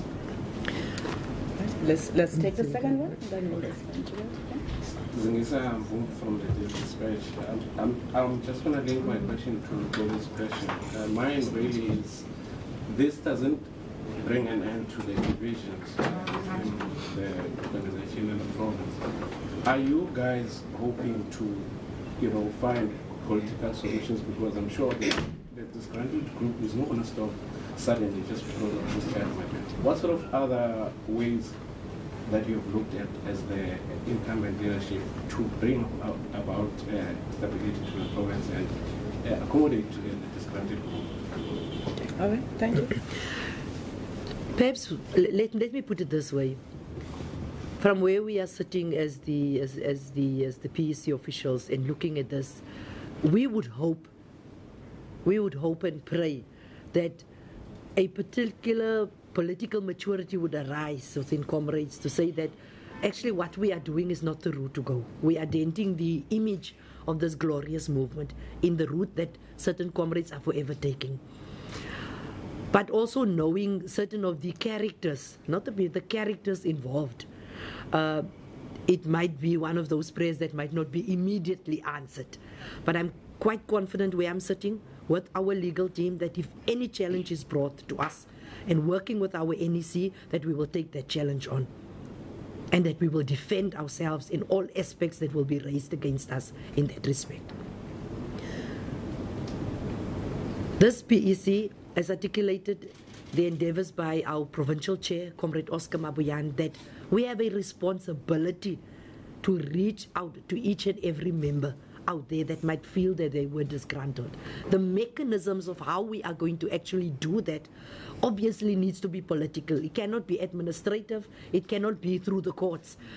We don't have that recourse. So ours is a political process that needs to make sure that in the branch level, in the regional structures, the sub-region, that there is programs that can bring comrades back into that, where we can include comrades in whatever program there is within the organization, that we reach out to them. We are also knowing that the organization is just less than 18 months away from a national election. basically, in 2019. So we need each and everybody on board. We can't allow a single individual, or even if it is a small group, to be out there and to raise and to have a view that they won't participate because in a particular area or in a particular manner they were not happy. We can't afford that as the organization. If we want to take this ANC forward, we need those members on board. And quite clearly, the viewpoint already expressed by our provincial chair in the plenary yesterday is surely going to be an issue from this PEC. This is also the instruction from the NEC to all structures of the organization. Go back, build the organization, reach out, bring people on board, listen. Even if you don't disagree, we still have that responsibility to listen. But it can't be an unending opening up of certain processes that have been closed by the NEC. And I think also all comrades and the majority of the Eastern Cape people, we want to thank them for having been so patient with us, for the positive remarks that we have noticed on the social media coming out there, those that have called and congratulated the top 5 thus far. We are really humbled by the confidence. And I think with one voice, all of those statements basically said, please ensure that we continue on this process of building unity within the Eastern Cape. Thank you. Yes, Treasurer, do you want to say anything? No. That's fine. Second round, 1, 2, 3, 4, 5. Please keep your numbers on your head. Number 1, let's go. This is Catalonia, News 24. Deputy Secretary, if you could perhaps just clarify who are these characters? The chair spoke about one person yesterday, but you said characters. Who are these characters? And are they part of the PEC, the former PEC? If you could just name and shame these people. Okay. Number 2. No, you're number 4. No. I'm the one that gives you the right to speak for now, and therefore, in that order, as I gave you numbers, calling you number 4. We're taking number 2. Young Afunani from SABC Radio News. My question is, when you talk about extending an olive branch, have you approached the former chairperson, who is at the center of this controversy, as those disgruntled members are picketing on his behalf? Have you at least tried to say, look, please talk these people out of this? Thank you. Number 3. When do you expect to start that conversation with your colleagues that Oli? Tony from ENCA again. You speak interestingly about the 4 characters, and I notice here that there are about 5, and I'm just going to read out their names to you quickly. Noma wethu Ngabadeli, Bulelo Madigita, Bakoli Lekulu, Kayo Mahini, Nompilo Ntswela. Are you saying that these are the characters that are problematic, that are likely to bring an application to challenge the legitimacy of the leadership? Or are you still saying that it is Mr. Mvuzo Nogesi that is on a one-man crusade to challenge the ANC in courts in this province? And perhaps as a last question, how confident are you, or perhaps we should put it again, are you 100% that you were meticulous in your processes that you followed yesterday when you were doing the head count as you were letting people inside? Painstaking exercise, which we all saw. Are you confident one more time that you have done everything by the book, so to speak? Thank you. The last one? Okay, Stan Gotela from independent newspapers. My question is, seeing that yesterday at that gathering at City Hall, that 40 to 50% of the provincial cabinet were seemingly to be siding with that particular gathering at City Hall, are you disappointed that there were MECs that I just can't mention their names that were not present yesterday at ICC, but were apparently in that particular gathering at City Hall? Are you disappointed with that kind of conduct, and how are you going to make sure that you mend and come to this one with those? All right. She's going to start from the first one, but just to respond on the last one. as you saw MECs in another platform. This was an ANC conference, not a government event, and the MECs, by virtue of them being ANC members, because of the difference in opinions in terms of who must lead the Eastern Cape. Therefore, I think, or we believe that that's the reason they were at City Hall. We can't be disappointed when ANC members decide to follow their hearts in terms of the preferences that they want, that they have. It's a pity that you say you want to mention them, but you are saying 40% to 50%, and we can't account for that because we're not at City Hall. We were busy with a conference there at ICC. Yeah. I think I might have just forgotten the actual of the. No, let's deal with the issue of the divisions and the political interventions. Or let me try to address all of the questions in this manner. One, the type of interventions that must be made will depend not only on the PEC. The PEC will have to come up with giving that specific leadership. Each branch, sub-region, and regional structure basically differs. But there's a broad approach to make sure that we bring people on board, that they are still part and know and understand that they are part of the African National Congress. That they are not outside. There's not another ANC when you have a disagreement about certain processes. And that is important. So that will be the refrain, and that will also be the marching orders. I'm quite sure that the chair and our first PEC, where we will then develop something and put it forward to all our structures. Noting, for one, that as the officials, we will also only be meeting on Wednesday. Two, thereafter the PEC will then have to meet, and there's certain decisions that we will then have to take, and then a much clearer program surely will be developed and will be cascaded into our structures at this particular point in time. When I speak about characters, I speak about characters in the sense that you have a particular character to want to contest each and everything. I can't speak about an individual. I know certain of the names on there. So it is character. It is that confusion, contentious approach, fighting approach, wanting the ANC to forever be in the court.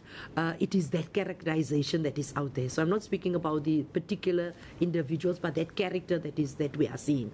So unfortunately, I'm not going to tell you number 1, number 2, number 3, number 4, number 5. It is the character, the contentious issues, and wanting to create this image of the ANC that there's always something that we are fighting about that we can't seem to live out of. So it is those characters that I'm. The former chairperson, I think yesterday's media briefing, our new chairperson explained to the media that he contacted the former chairperson to come back when the NEC, and under the authority of the NEC, the conference proceeded. Unfortunately, certain issues were raised by the former chairperson. Actually, at that stage, he was still the chairperson.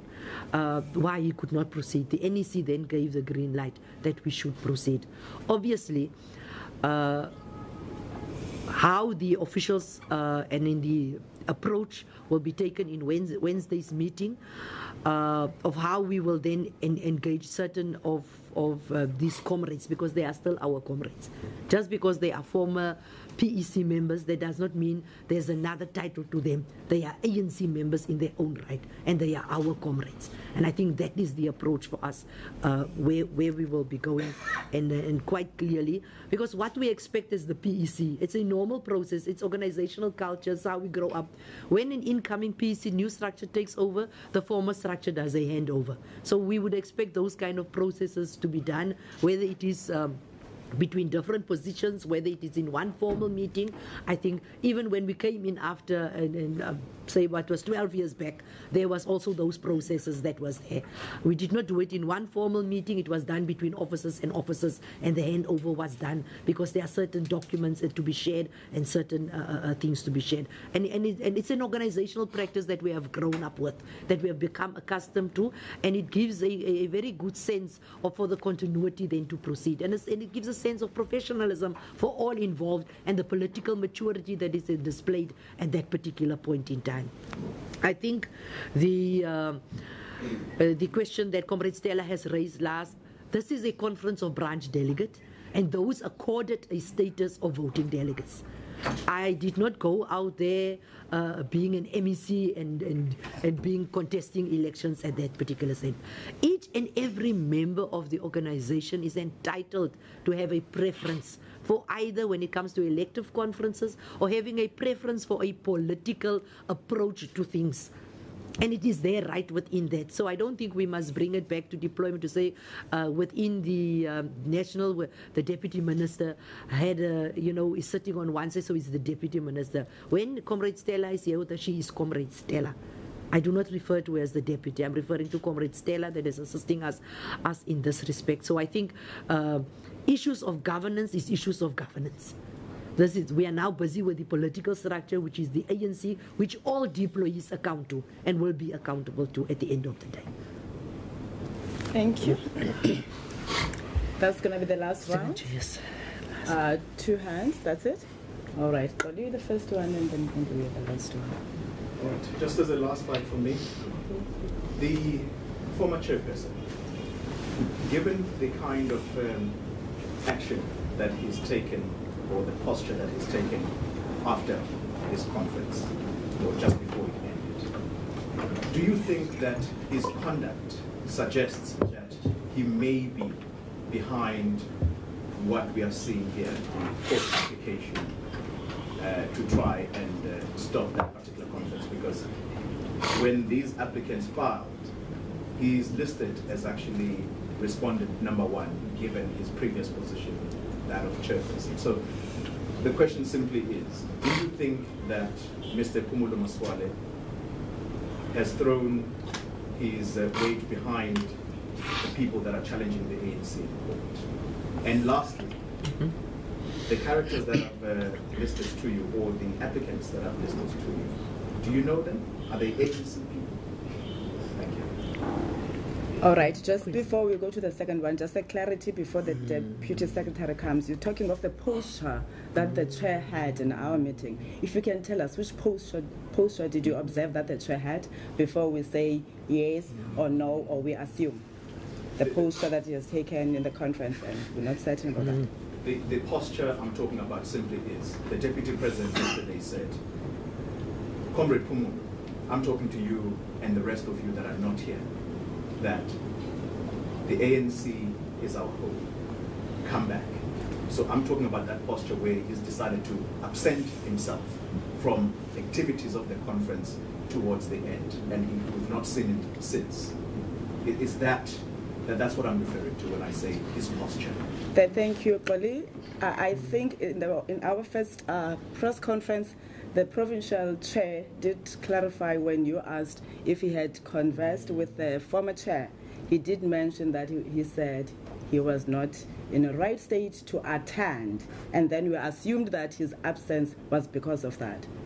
So we don't anticipate any other thing, that there might be another reason why the chairperson was not there.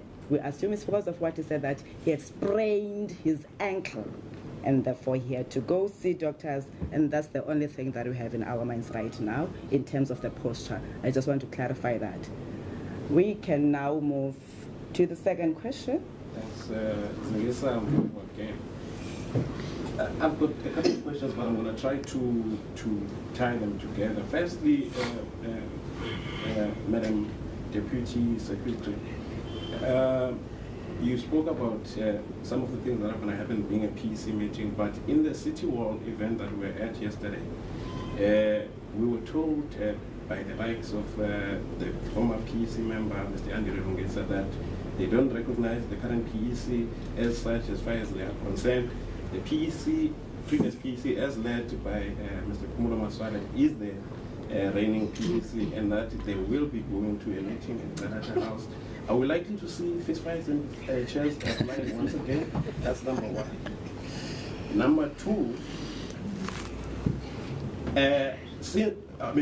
just coupling that question with another question, with that likely to happen, them going to Kalata and you also going to Kalata, are we likely to see another interdict by you guys interdicting them from disrupting your meetings at Kalata House?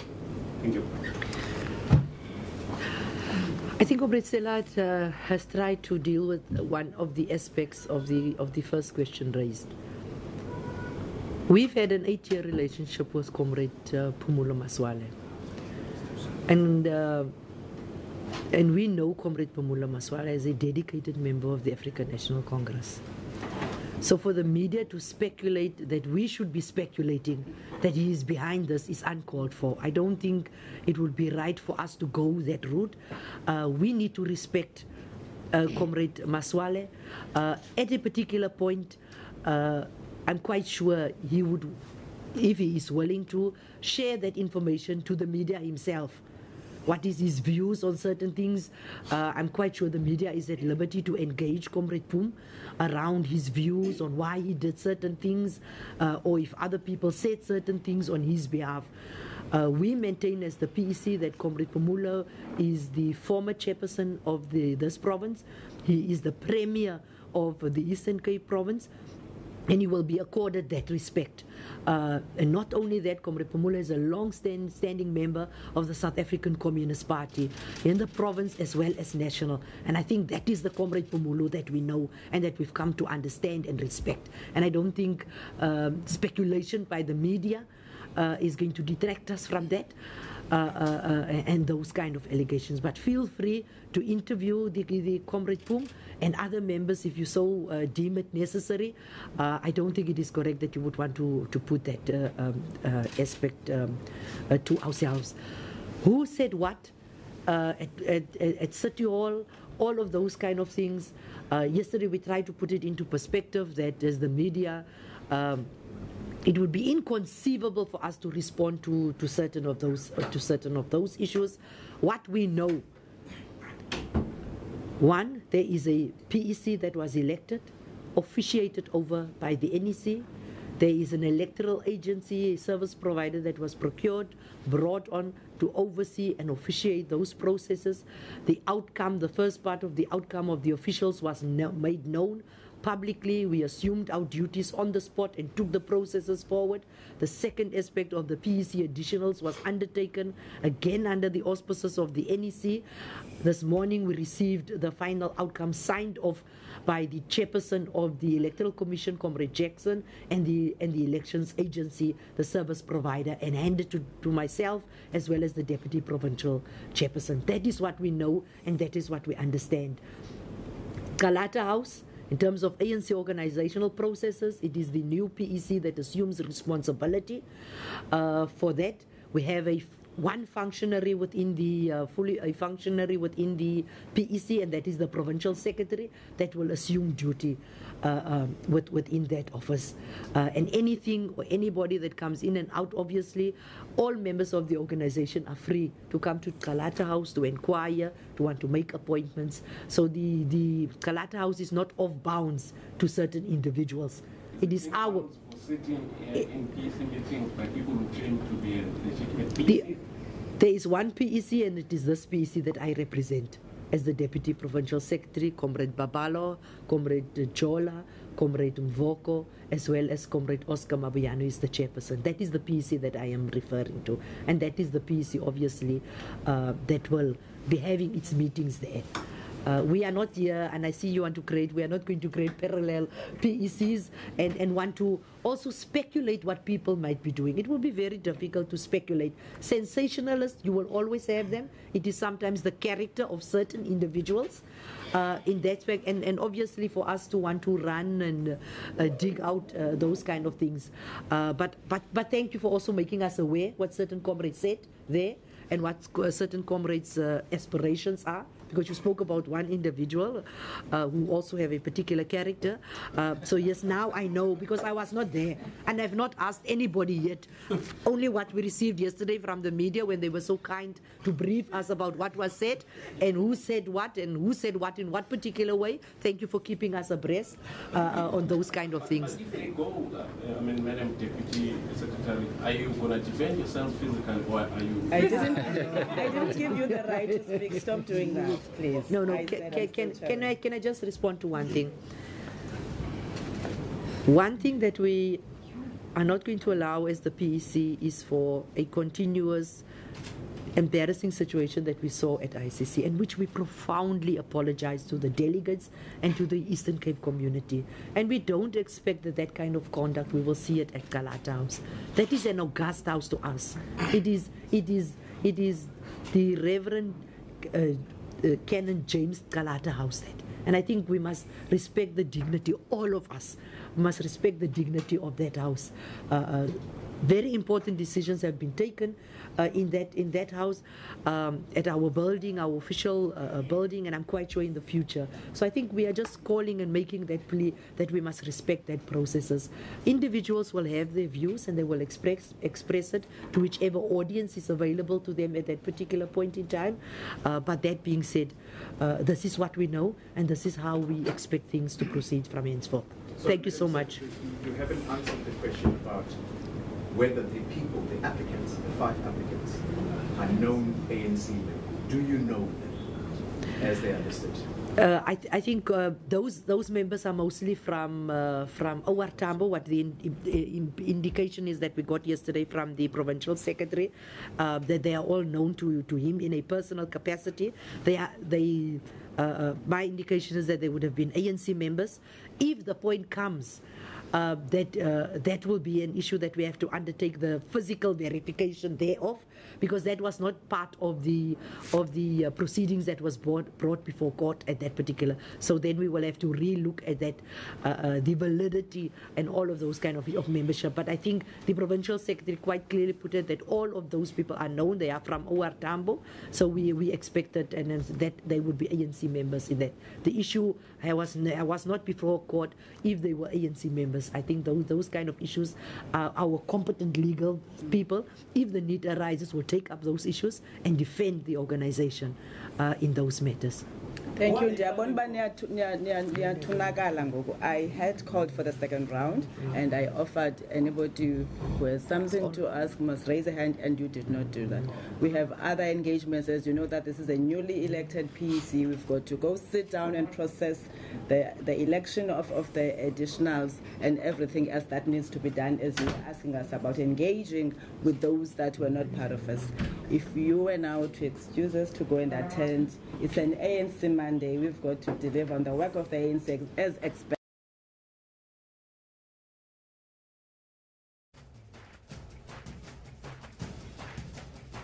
Well, there you heard it. That was the newly elected PEC deputy there, of course, giving us her views on what transpired and also indicating that the continuous embarrassing conduct by members will not be allowed. We'll take a look now at Judge Belinda Hartley of the High Court in East London in the Eastern Cape that has struck off the roll with cost the case of those supporters of former ANC provincial chairperson Pamela Masualle. She says that the case lacks urgency, but adds that Masualle's supporters who wanted the court to nullify the weekend provincial elective conference for alleged vote rigging can still pursue a review of their application. The conference, which characterized by delays and violent clashes, left 28 people injured. Now this is how the Judge Hartley delivered the judgment. I issue the following order. 1. The urgent application for interim relief is struck from the roll. 2. The applicants are to pay the respondents' costs, such costs to include the costs of to counsel. And 3. The applicants are granted leave to use the same papers suitably amended to pursue an application for review, if so advised.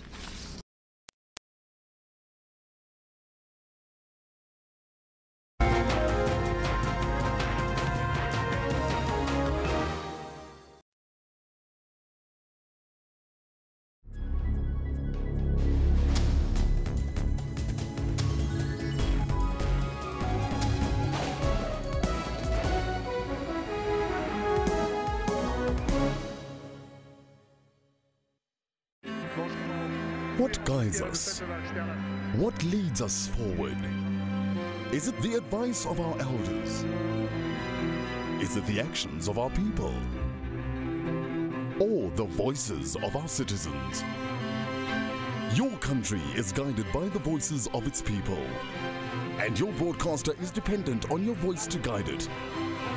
Get your copy of the SABC's editorial policy and have your say.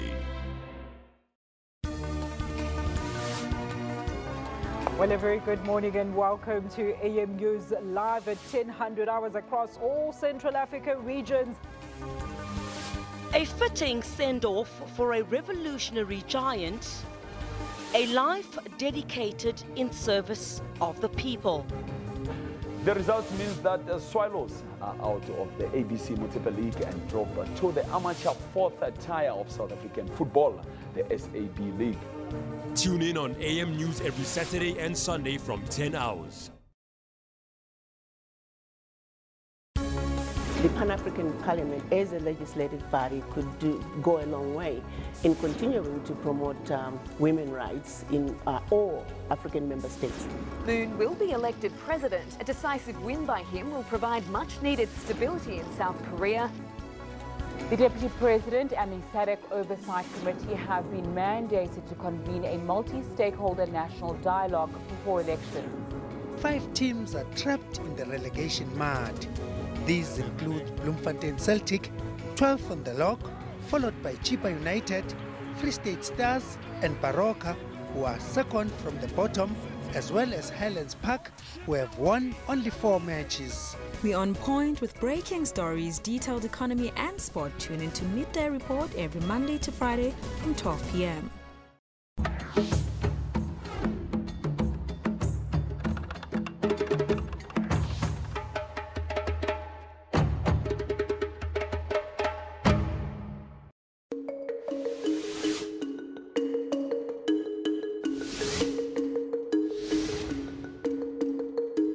I am an African. I owe my being to the hills and the valleys, the mountains and the glades, the rivers, the deserts, the trees, the flowers, the seas, and the ever-changing seasons that define the face of our native land. The dramatic shapes of the Dragon's Back, the soil-colored waters of the Ligwa, Iqeli, Notugeri, and the sands of the Kalahari have all been panels of the set on the natural stage on which we act out the foolish deeds of the theater of the day. At times, and in fear, I have wondered whether I should concede equal citizenship of our country to the leopard and the lion, the elephant and the springbok, the hyena, the black mamba, and the pestilential mosquito. A human presence among all of these, a feature on the face of our native land just defined. I know that none dare challenge me when I say I am an African.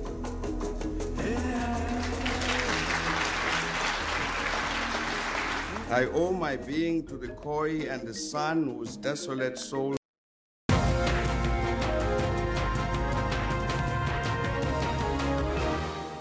Welcome back. Let's now go back to the Eastern Cape, where the newly elected PEC is still briefing the media. I don't know who are these faceless individuals that Comrade Zizi was referring to. But where we are sitting, the narrative is that to date they are faceless individuals. There's a narrative that is going around. Unfortunately, I cannot speculate who it might be. I know the media is coming with a particular angle, who those faceless individuals. All that we know is that there were certain applicants cited on an affidavit to the court, in the court challenge. Those are that we know, and that is factual. It is known to ourselves in that respect. I think one of the first issues or issues that have been attended to already when our provincial chairperson, Comrade Mabuyane, was the provincial secretary, is that if anything would happen, how would the governance structure look? I think this is not the first instance when we would be having a premier that is not the provincial chair. We've come there. We've been there before, and those processes were well managed with mutual respect within the respective officers and between that structure, and we had governance operating and accounting to the ANC PEC at that particular point in time. We don't believe that there will be any contestation in that regard, because that is normal. We are not the only province where certain of these things were done. We are not the only structure. Even in our regions, you have certain structures where it is operating, and it is operating well. And we believe that we can continue as the ANC in that regard. Thank you so much, Comrade Stella. Thank you so much, colleagues. And unfortunately, this is the court. We can't offer you anything to drink. Thank you so much for being our foot soldiers, making sure that the message is carried out to our people there, straight from the horse's mouth this time, not just being edited as you go, you do your own things. Now people got to listen to the provincial leadership of the Eastern Cape. Newly elected PEC, they're giving us their verdict. Well, we'll take a short break and we'll be right back with the top of the hour.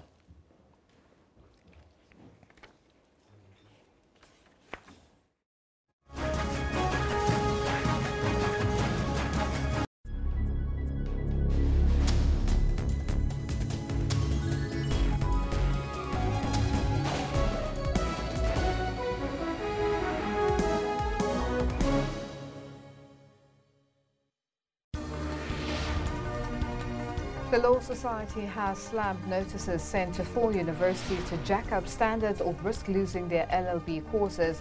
The Council on Higher Education issued a stern warning to the universities to conform within 6 months. I think it will affect the university. I think outside the law faculty, there's a funding issue. It's been 112 years since Enoch Sontonga died as a relatively unknown composer, choir master and teacher. But today his legacy lives on through his greatest composition, Nkosi Sikeleli Afrika. For all your news updates, stay tuned to Your World from Monday to Sunday.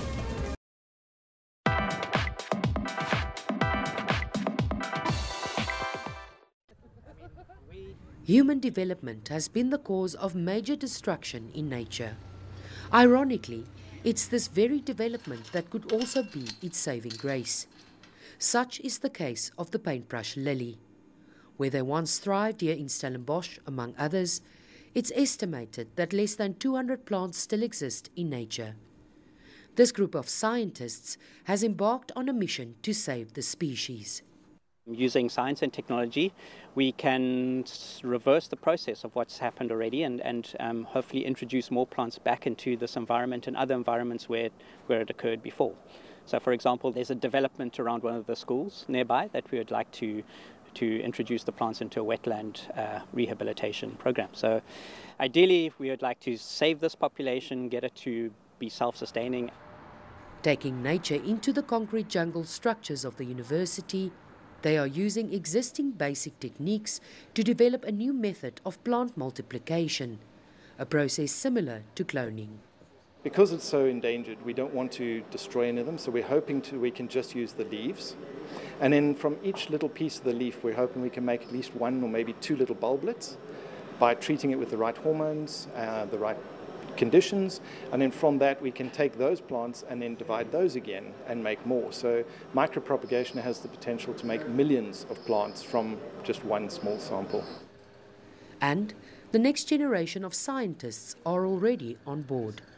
I think a lot of people go into medicine, that's the normal route, but BSc has a lot to offer. So genetics has always been an interesting one for me, actually determining what's going on inside our bodies on a molecular level. If successful, specimens will be sent to botanical gardens around the world for safekeeping.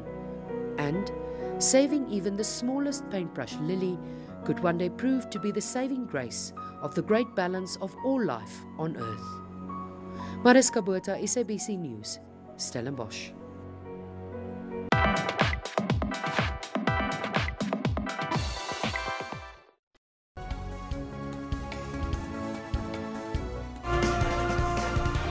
Hello and a warm welcome to PM News, and we're broadcasting live from Johannesburg. 4 decades later, the family is still seeking closure.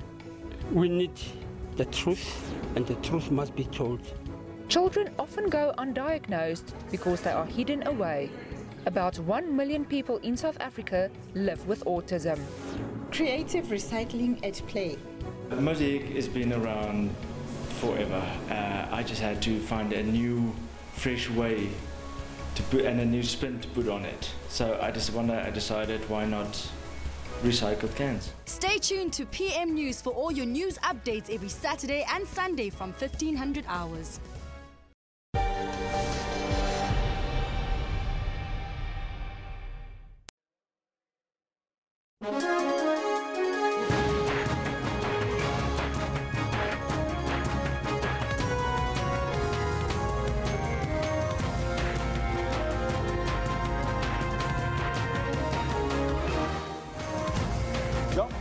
Africa. This is the final hour here in the newsroom on this Blue Monday. I'm Elvis Preslin. I'm Kendall Makamati. You'll know why he's calling it blue just now.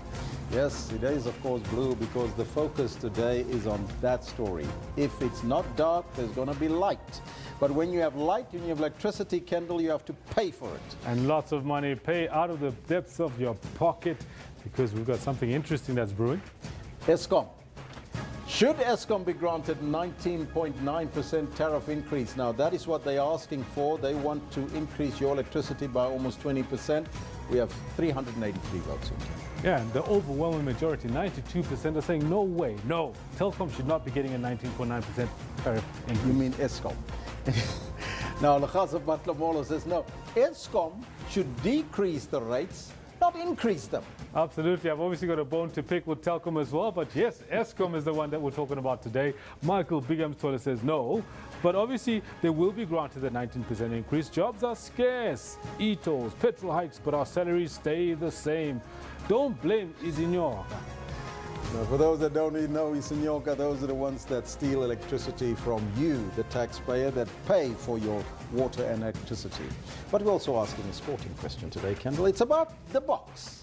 And there's some of the blueness that we've been talking about. We'll get to that shortly. Let's talk a little bit about what's happened with the ANC elective conference out in the Eastern Cape, because that's also the big news coming out of the weekend. What do you make of the fallout of that particular process? Well, let's take a look at what you're telling us on the Twitter handle as well as on the Facebook page. This one from Proudly Kai Kui Kai says, it is a total disgrace. People do not understand or accept that democracy is meant to be a peaceful process, accepting the majority vote. You heard it there from the newly elected PEC there, Proudly. Yes, and Lekasa says the ANC should just make self-introspection. And it says, shame on the ANC. Well, those are your comments in relation to that. But let's go back to our Blue Monday story. Of course, the Box, they drew again. Second time now against Australia. They needed to do a lot better than draw with the Wallabies after having lost 57-0 to the All Blacks. It looks like now they're facing a third-place finish because they'll be facing the All Blacks again next week. But I get ahead of myself. Leitler says, at least the draw is better than nothing. A great performance compared to 2 weeks back in New Zealand. History will be written. Leitler reckons that Newland's history will be written. Let's hope it won't be written in favor of the All Blacks who already have a record score against us. Lekasa Batlamola says, Boka, half a bread is better than nothing. Being positive there, Lekasa. Well, there you go. So maybe we'll win and then we'll go to second. But still, a loss is a loss against the All Blacks. Yeah. Well, that's what we have for you. But right now, let's get down to business and take a look at your news headlines.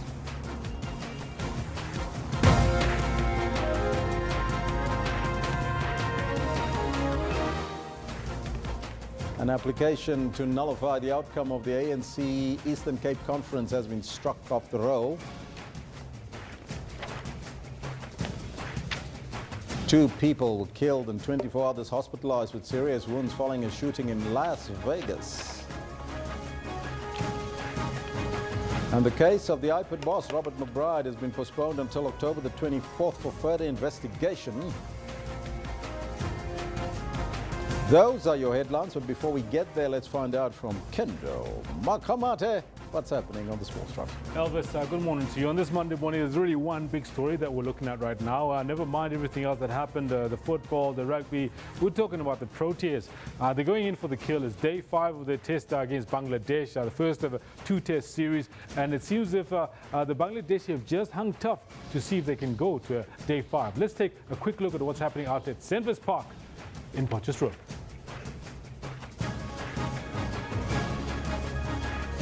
First of all, the awareness to throw at the far end.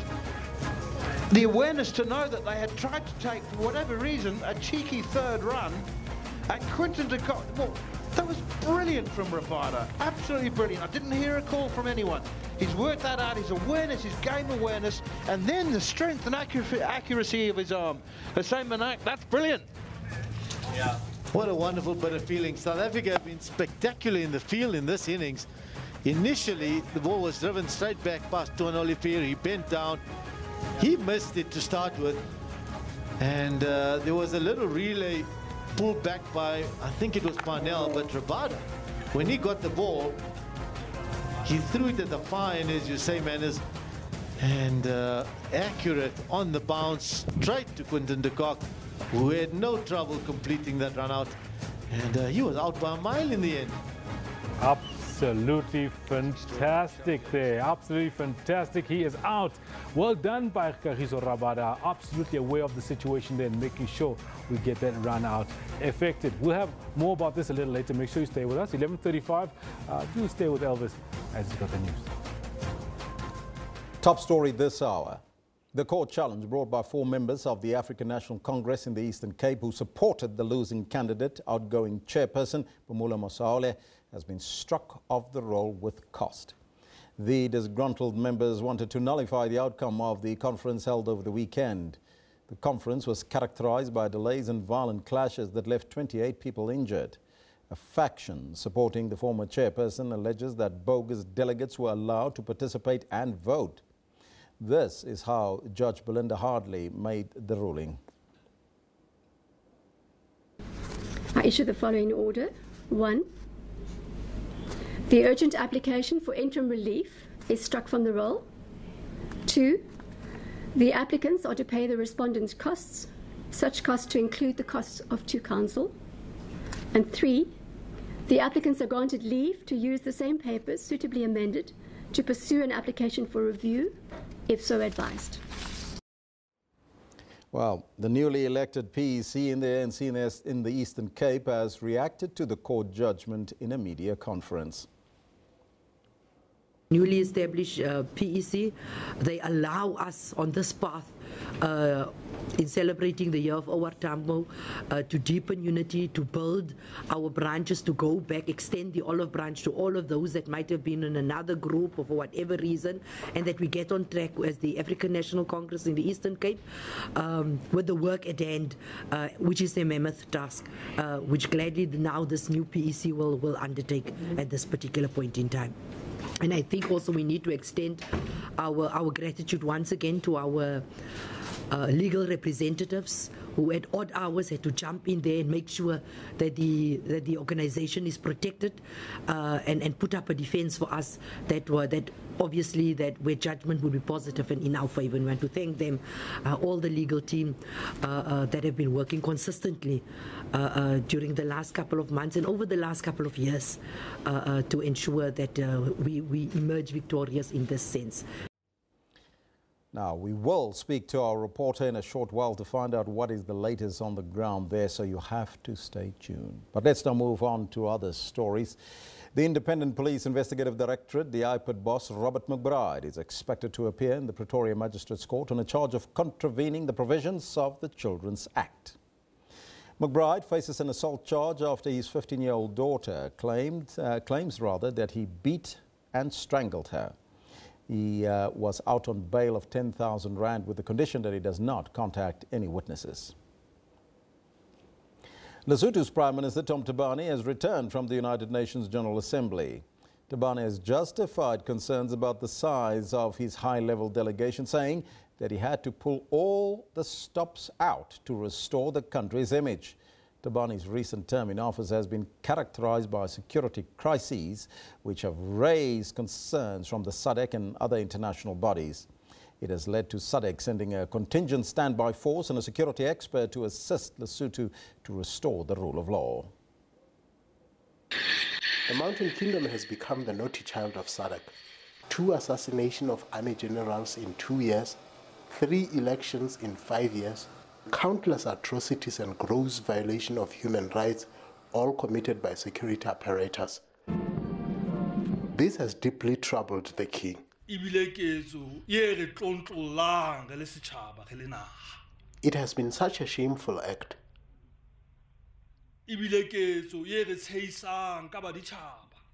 It has turned us into a mockery.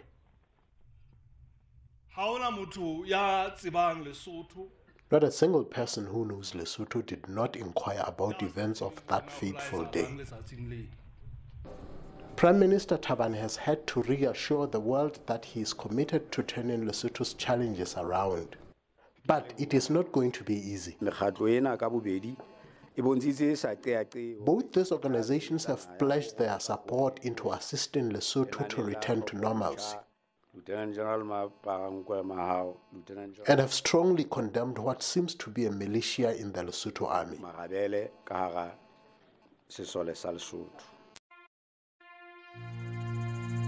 There's a long list of recorded but unsolved cases where high-ranking members of the army are implicated but flatly refuse to cooperate with the police. With the security sector making headlines for all the wrong reasons, 5 members of the Lesotho Defence Force appeared before magistrate court here in Maseru, charged with, among others, kidnapping and murder of 3 men who happened to disappear somewhere in May this year.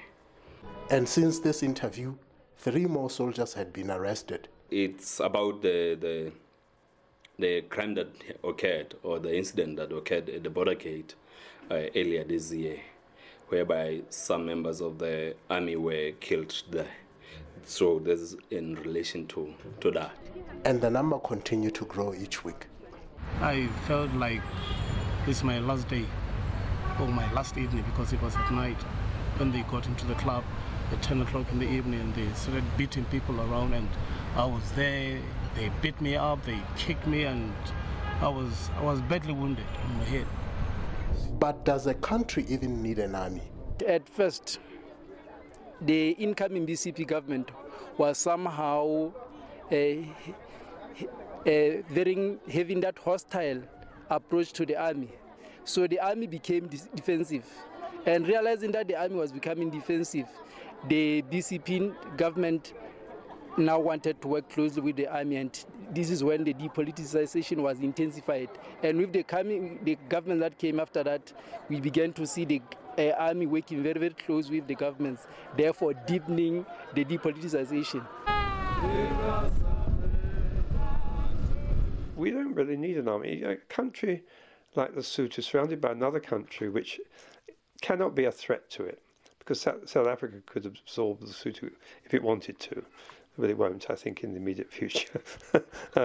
So as we know from the 1982 raid, when the army didn't do anything because they were threatened that their barracks might be bombed, that in fact the army, the only possible neighbouring country is South Africa, and the Lesotho army has no role to fight South Africa. Citizens are equally divided over the role of the army. I don't think the military should be dismissed, or we shouldn't even have the what you call the military in any country. We should have those brothers and sisters. What has happened, it has hurt us, but what the most important thing is that we should be logic and fix our own things within the country. That's my opinion as far as I'm concerned. I don't think at this point of time we really need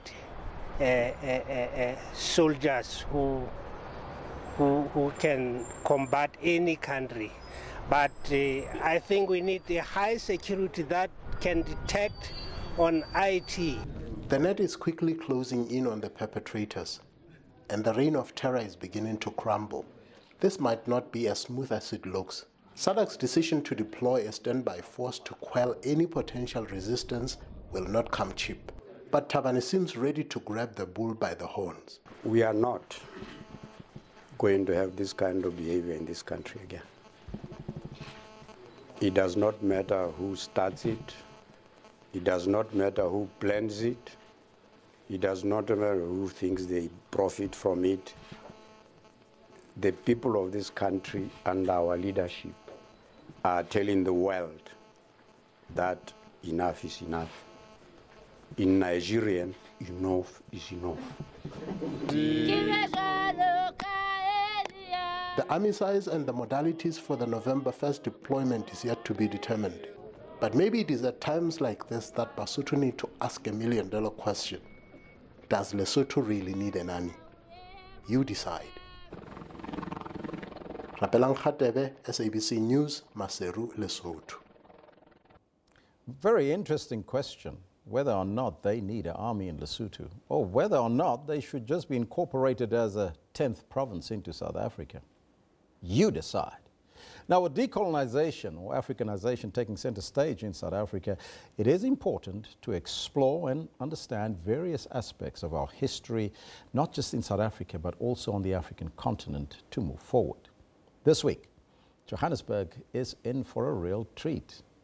In a world premiere exhibition titled A Pan-African Perspective, 1950 to 1968, recently uncovered images taken by pioneering Kenyan photojournalist Priya Ramraka that have not been seen for decades will be showcased. His work will be presented by the University of Johannesburg Visual Identities in Art and the Design Research Center from the 5th of October to the 1st of November. So you have all the time in the world to go and visit. Who was Ramraka? Now, he was the first African photojournalist for Time and Life magazines. Ramraka tracked a growing independence on the African continent and Pan-Africanism movements, photographing key figures as well as more everyday experiences, contributions and political aspirations of African communities. To tell us more, we joined in studio all the way from the U.S. in Washington, in the U.S., the co-curator of this exclusive exhibition, Erin Haney. A very good morning to you and welcome. Good morning to you, Alice. I must say also welcome to South Africa. Thank you. First time here? Thank you.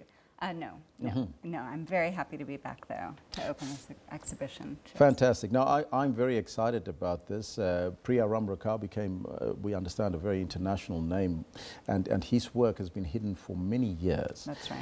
Tell us, how did this artwork and this exhibition, this visual exhibition, came to light? Well, it's a great question. My co-curator, Shravan Vidyarthi, who's a filmmaker in Nairobi, heard stories long ago when he was growing up about this distant relative of his, Priya Ramraka. And he started inquiring, where are his photographs? We know that they're there in Time and Life, but he died in Biafra in 1968, covering the Biafran War. What became of those images? So he started to investigate. He started asking questions about his family members, where those old photographs might be. The inquiry took him around the world, where he ended up reassembling and reconnecting all those different pieces of the photographs that he had left all over the world, in Los Angeles, in the UK, and in Nairobi. He brought them back together, and after years and years, he made a film called African Lens, the story of Priya Ramraka. That came out in 2008, and since then, he and I have been working together to bring to a wider audience the story of Priya Ramraka, photographs in the exhibition. Now, what was Priya Ramraka's best known for, and why is it so important to bring his legacy to light?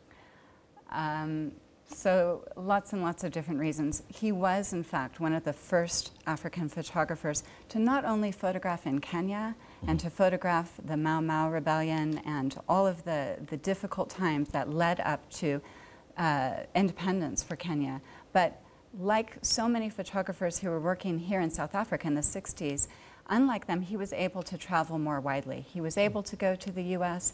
He was working as a photographer for Time and Life, and that led him to all sorts of different places where he could cover decolonization, independence movements in South Africa, Zimbabwe, Nigeria, Ghana. And he also connected those with what was going on, the civil rights movements in the United States. And so it's a story that really connects in a Pan-African way what was happening, and only a portion of that was there and publishable with Time and Life. So his story, his archive is filled with numbers and numbers of stories that resonate with South African audiences, but really are stories for all of us in the UK, the US, and all over the continent. Now, looking at some of these photographs on the show track Ramraka's global travels in the 50s and the 60s, and also showcase the conflicts, of course, that we've seen on the continent.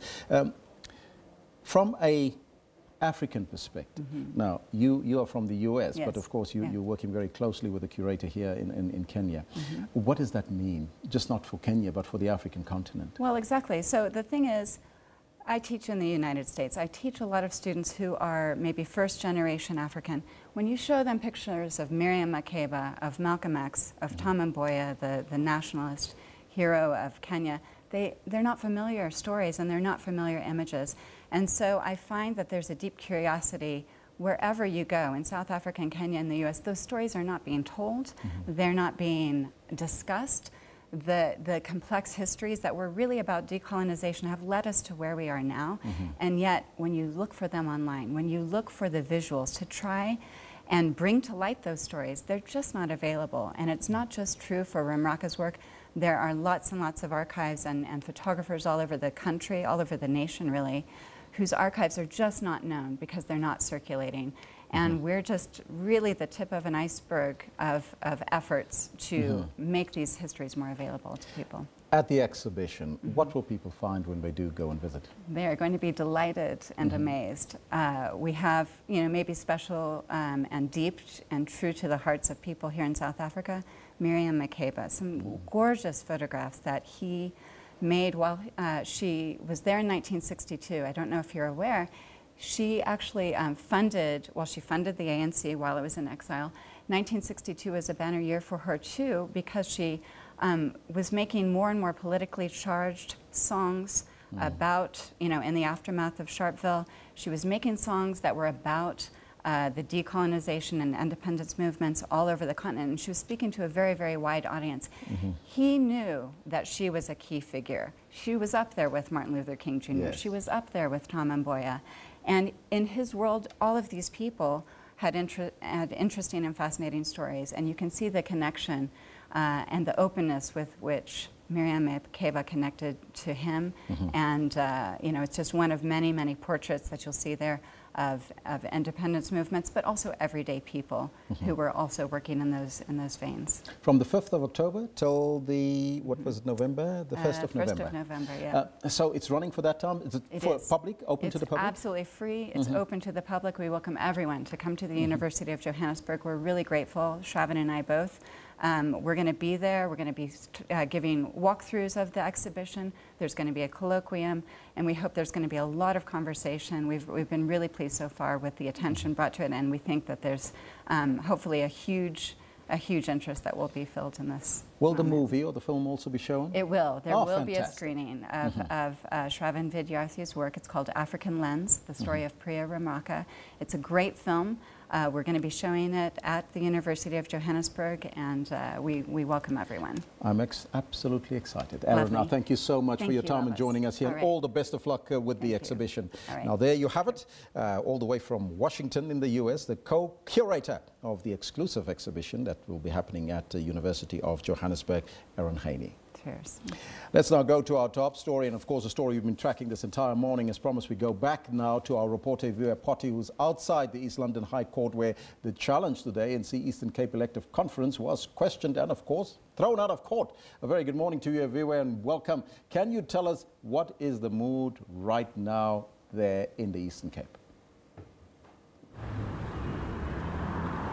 Well, Elvis, Judge Belinda Hartley has definitely given that judgment, but also saying that it is still open to the applicants. They can still challenge or bring forward new results, but definitely inside it was joyous for those that were here, which were the respondents. Between radio reporter Yanga Funani and I, we didn't see any of the applicants, nor did we see their legal representative or representation in court here this morning. So we can't really say in terms of their mood, how they are feeling right now, but definitely the new PEC saying that they are not going to be arrogant about this success on their side, but they are humbled instead to see that they were indeed, well, for now have been proven right to say that this was just a stumbling block for the conference and trying to discredit what they have said is a watertight conference, and they have gone through all the right challenges according to them, working with the NEC and as well as an external national body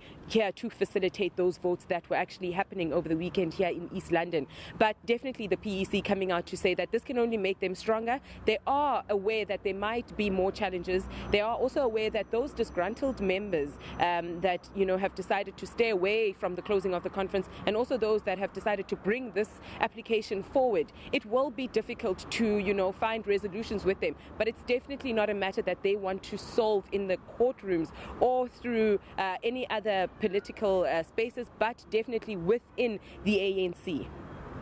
Now, what will happen next? Because it seems like it was a technicality that the case was thrown out of court. Well, in terms of what the applicants will do, unfortunately, Elvis, I cannot give you an update on that because we haven't been able to contact them or be in communication with the applicants in terms of what they will do now going forward. But the PEC has said, should there be another court application or any other court proceedings that follow after this, they are ready because they believe that, they are still in the right, and the processes that took place with the conference are definitely watertight. They don't have any faults on their side, saying that, even the delays that actually led to making sure that everyone that was supposed to vote was actually included in the right processes. They double-checked to rectify those processes working with the NEC. So the PEC is ready for anything, they've said, but they would rather and are pleading that this be solved within a political manner through the ANC and not include, as they've said, when it comes to making such things public and exposing the ANC to the courts, it kind of puts them at a disadvantage as well as they discredit their own movement. Will this have any impact on the National Elective Conference happening in December, you think?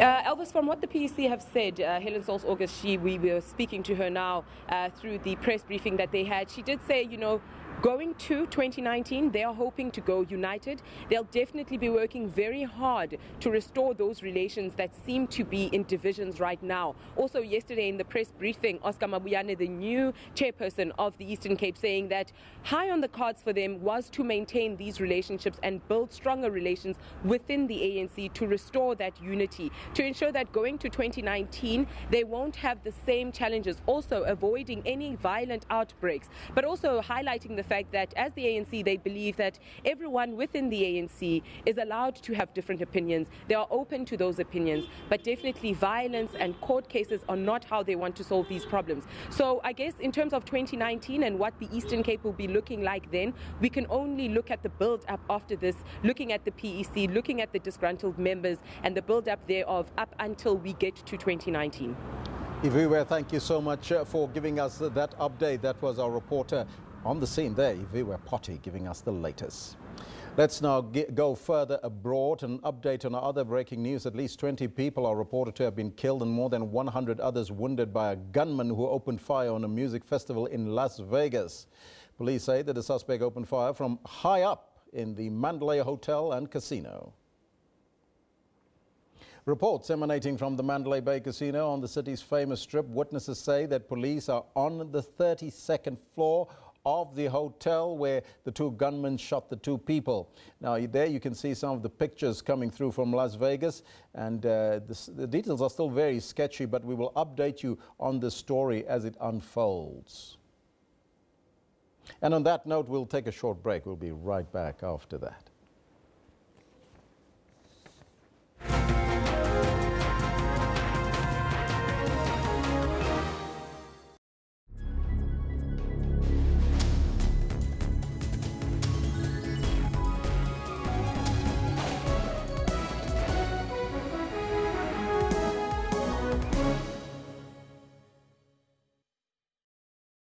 This distinguished CEO would say the best way to enjoy a brandy is whilst wearing diamond-encrusted lamb's wool socks, accompanied by the smell of fresh money. Woo! Really? Sock diamonds? Well, we'd say a brandy, enjoyed with last night's pizza, works just as well. Get a 750ml bottle of Richelieu International Brandy for only $114.99 from Tops at Spar. the Pan-African Parliament as a legislative body could go a long way in continuing to promote women's rights in all African member states. Moon will be elected president. A decisive win by him will provide much-needed stability in South Korea. The Deputy President and the SADC Oversight Committee have been mandated to convene a multi-stakeholder national dialogue before elections. 5 teams are trapped in the relegation mud. These include Bloemfontein Celtic, 12th on the log, followed by Chipa United, Free State Stars and Baroka, who are second from the bottom, as well as Highlands Park, who have won only 4 matches. We're on point with breaking stories, detailed economy and sport. Tune in to Midday Report every Monday to Friday from 12 p.m. Fashion influencers are diversifying the industry, leading a fashion revolution like never before. It's time for us to come together now. What we face is the most significant moment in the history of this subcontinent.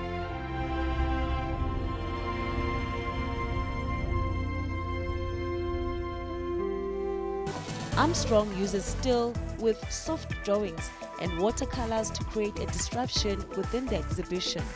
What you see in the show is almost like a snapshot of me as a being in process. The band's so excited about their latest creation and believe it's their best work yet. It's a happy album. It's got 8 tracks. First single, which is Nana in it, and Nana is pumping already. For your weekly dose of entertainment news, tune into Trends every Saturday from 12 to 1.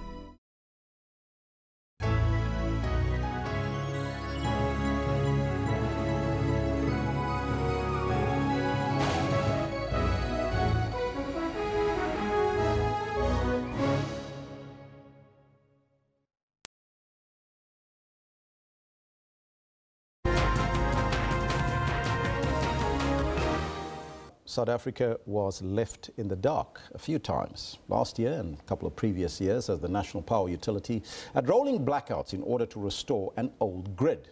Now this as Eskom faces increased pressure in demand, but with a string of allegations clouding the utility, we are left to wonder what is actually going on.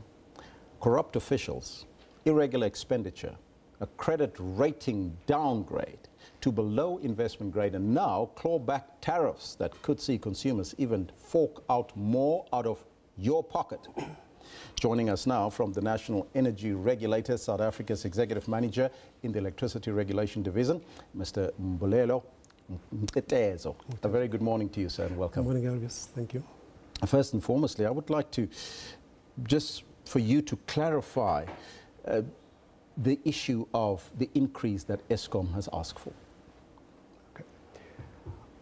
What happens is that every year we have to amend Eskom's revenues. What we do as a regulator in our job as an economic regulator, we determine the revenues that Eskom deserves.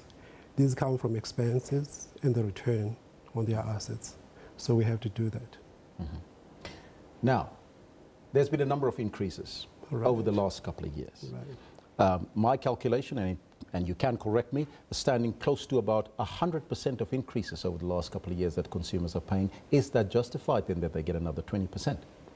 Well, in determining those revenues that Eskom has to get, we are guided by the Act, the Electricity Regulation Act, that says that when Eskom applies for tariffs, we've got to look at how efficient Eskom is, and for whatever they spend on that is done efficiently, we have to make sure that they recover those costs. So whenever they apply, we have to look at efficiencies and extract efficiencies, and whatever is left after that, Eskom will deserve it. That is according to the Act. That's not what NERSA wants, but that's the Act, that's the law of the country. Talk to me about efficiency and what efficiency entails. Does it also include management? No, it doesn't, unfortunately. But what it does, it looks at the actions of management. Do they procure whatever they procure efficiently? Do they use everything efficiently? Do they plan? Their, let's say, their operations and their maintenance, do they do that in an efficient way? When they procure coal or whatever they have to procure, do they go to the lowest bidder or the lowest source of that particular equipment or whatever they need to get? But isn't it a sense that perhaps management of the funds that they receive should also be part and parcel of that adjudication that NERSA does? But see, any mismanagement on their part will reflect on in their efficiencies or inefficiencies. And in as far as that goes, we will catch that, because mismanagement will ultimately lead to inefficiencies. And when we are extracting those inefficiencies, we will find that out. We don't care who the manager is or who's managing, but in as far as it translates that mismanagement in inefficiencies, then we will catch that. Now, by the way, yes. Well, there you have it. Of course, we have to cut away because we have a big story for you. That was, of course, looking at NERSA. And we are also conducting a poll. Let me see if we can bring up the poll for you, because we're asking you, does Eskom really deserve a 20%, I mean, almost 20% increase, 19.9%. So let's put up the poll and see what the numbers suggest, because you've been participating in that poll and you've been sending us comments the entire morning. There it is on your screen right now. If I can just see those numbers, what do they look at? There's a ticker that's running, so I can't really see what the numbers suggest at the bottom of the screen. Can we have a look at that? There we go. 300 and... is that 83 or 53? Yes, there you go. There's your votes all together there.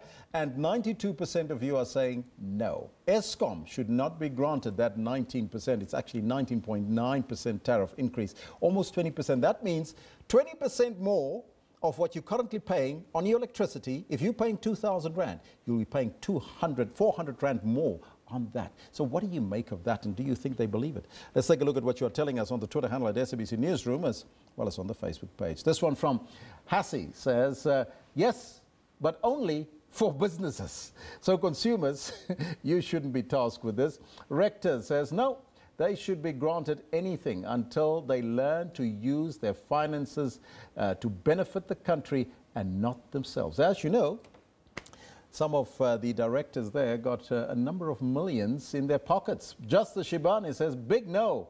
We even not get that much increases at work. Well, that's 20% for you. Yes, that's what they will receive. Of course, it's not done yet. Remember, NERSA still need to evaluate and see whether they deserve it. But even if it's half of that, it's still a lot of money that you will have to pay. And we also spoke to another analyst, an energy specialist earlier, and he said, I was suggesting that it was a 100% increase. He says over the last 10 years, listen to this, you've been paying 300% more on your electricity bill. Up to you. Let me know what's on your mind.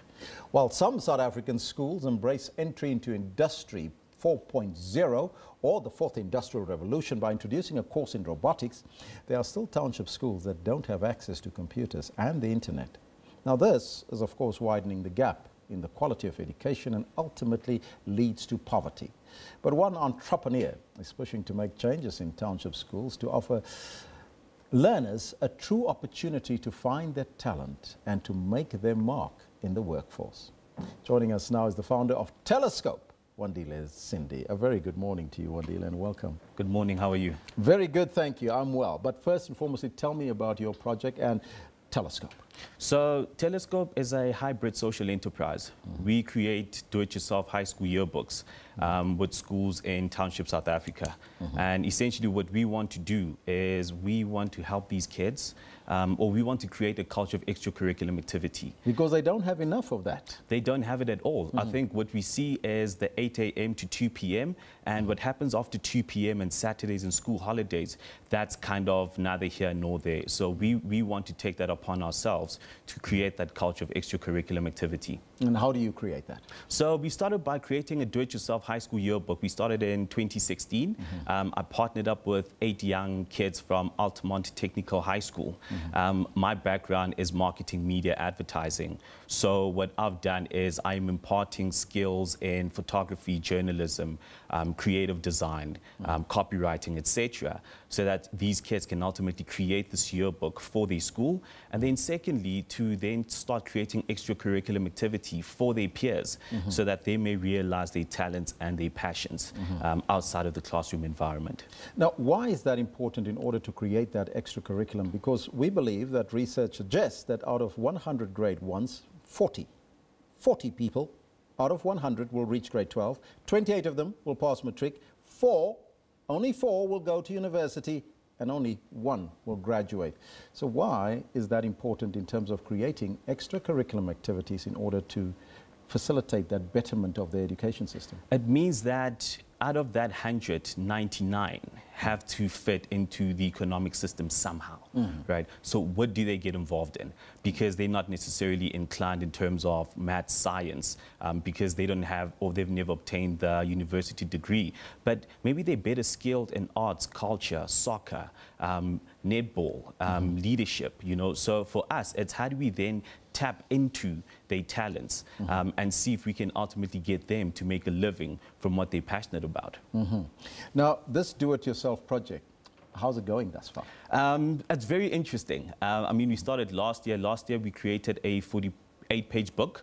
And this year, once we handed that book over, the kids came back, said, look, the kids say they want a 1 choir book.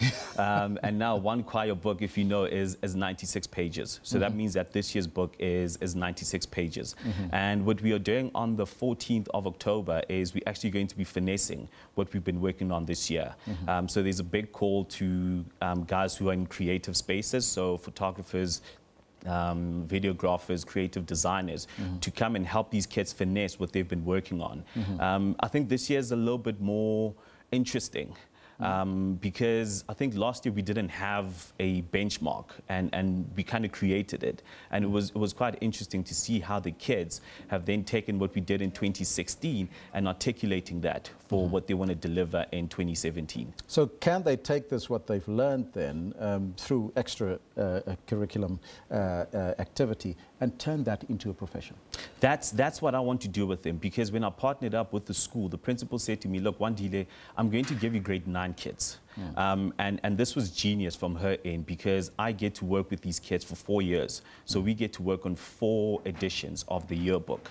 And after that, what I want to do is, once we scale to as many township high schools as possible, I actually want to take these kids with me, so that we can put it in all the other 6,000 different high schools that are across South Africa, and get them to apply what I think I've taught them and what they're busy teaching themselves, you know what I mean, and see if you can introduce that to the township high schools across the country. So you see this growing across the country?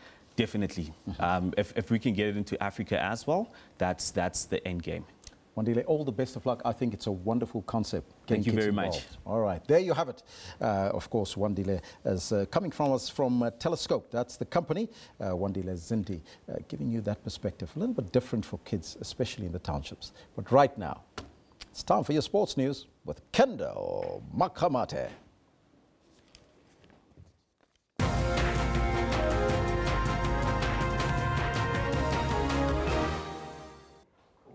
Elvis, thank you very much. Hardy, good morning to you. Quite a lot to cover in terms of the sports. It's a Monday morning after all. 2nd of October, the very first Monday of this beautiful spring month. We start off with how South Africa has won the first of the 2-test series out in Potchefstroom by a whopping 333 runs. Keshav Maharaj wiped up, effecting a cotton ball after Moni Mokul had led the charge yesterday. Let's take a look at how the match ended.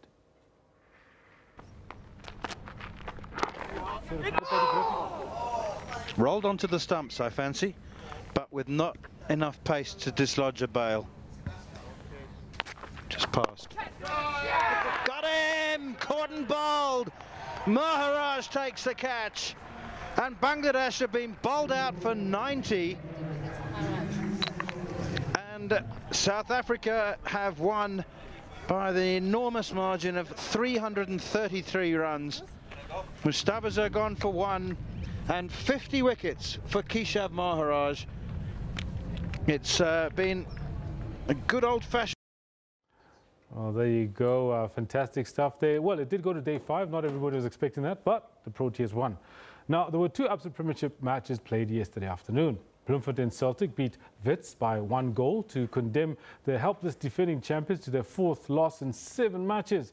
And Mamelodi Sundowns, who now have got no CAF duties to deal with, beat the also helpless Platinum Stars by the same margin in Phokeng. Wits and Stars currently find themselves propping up the PSL table. After a 2-0 loss against Baroka and a 0-0 draw away to Chippa United, Celtic were looking to return to winning ways when they took on Bidvest Wits. The Clever Boys, on the other hand, were keen to continue collecting some points after recording their first win of the season last week, beating Orlando Pirates 1-0. Siwelele won a set piece outside Wits' penalty area, and Dion Hotto gave Munib Josephs something to ponder about in Wits' goal. Nothing could separate the 2 teams in the first half. In the second half, the Green and White Ensemble took the game to the champions. Rocket Nyundo connected with Dion Hotto's cross and made it 1-0 to Celtic.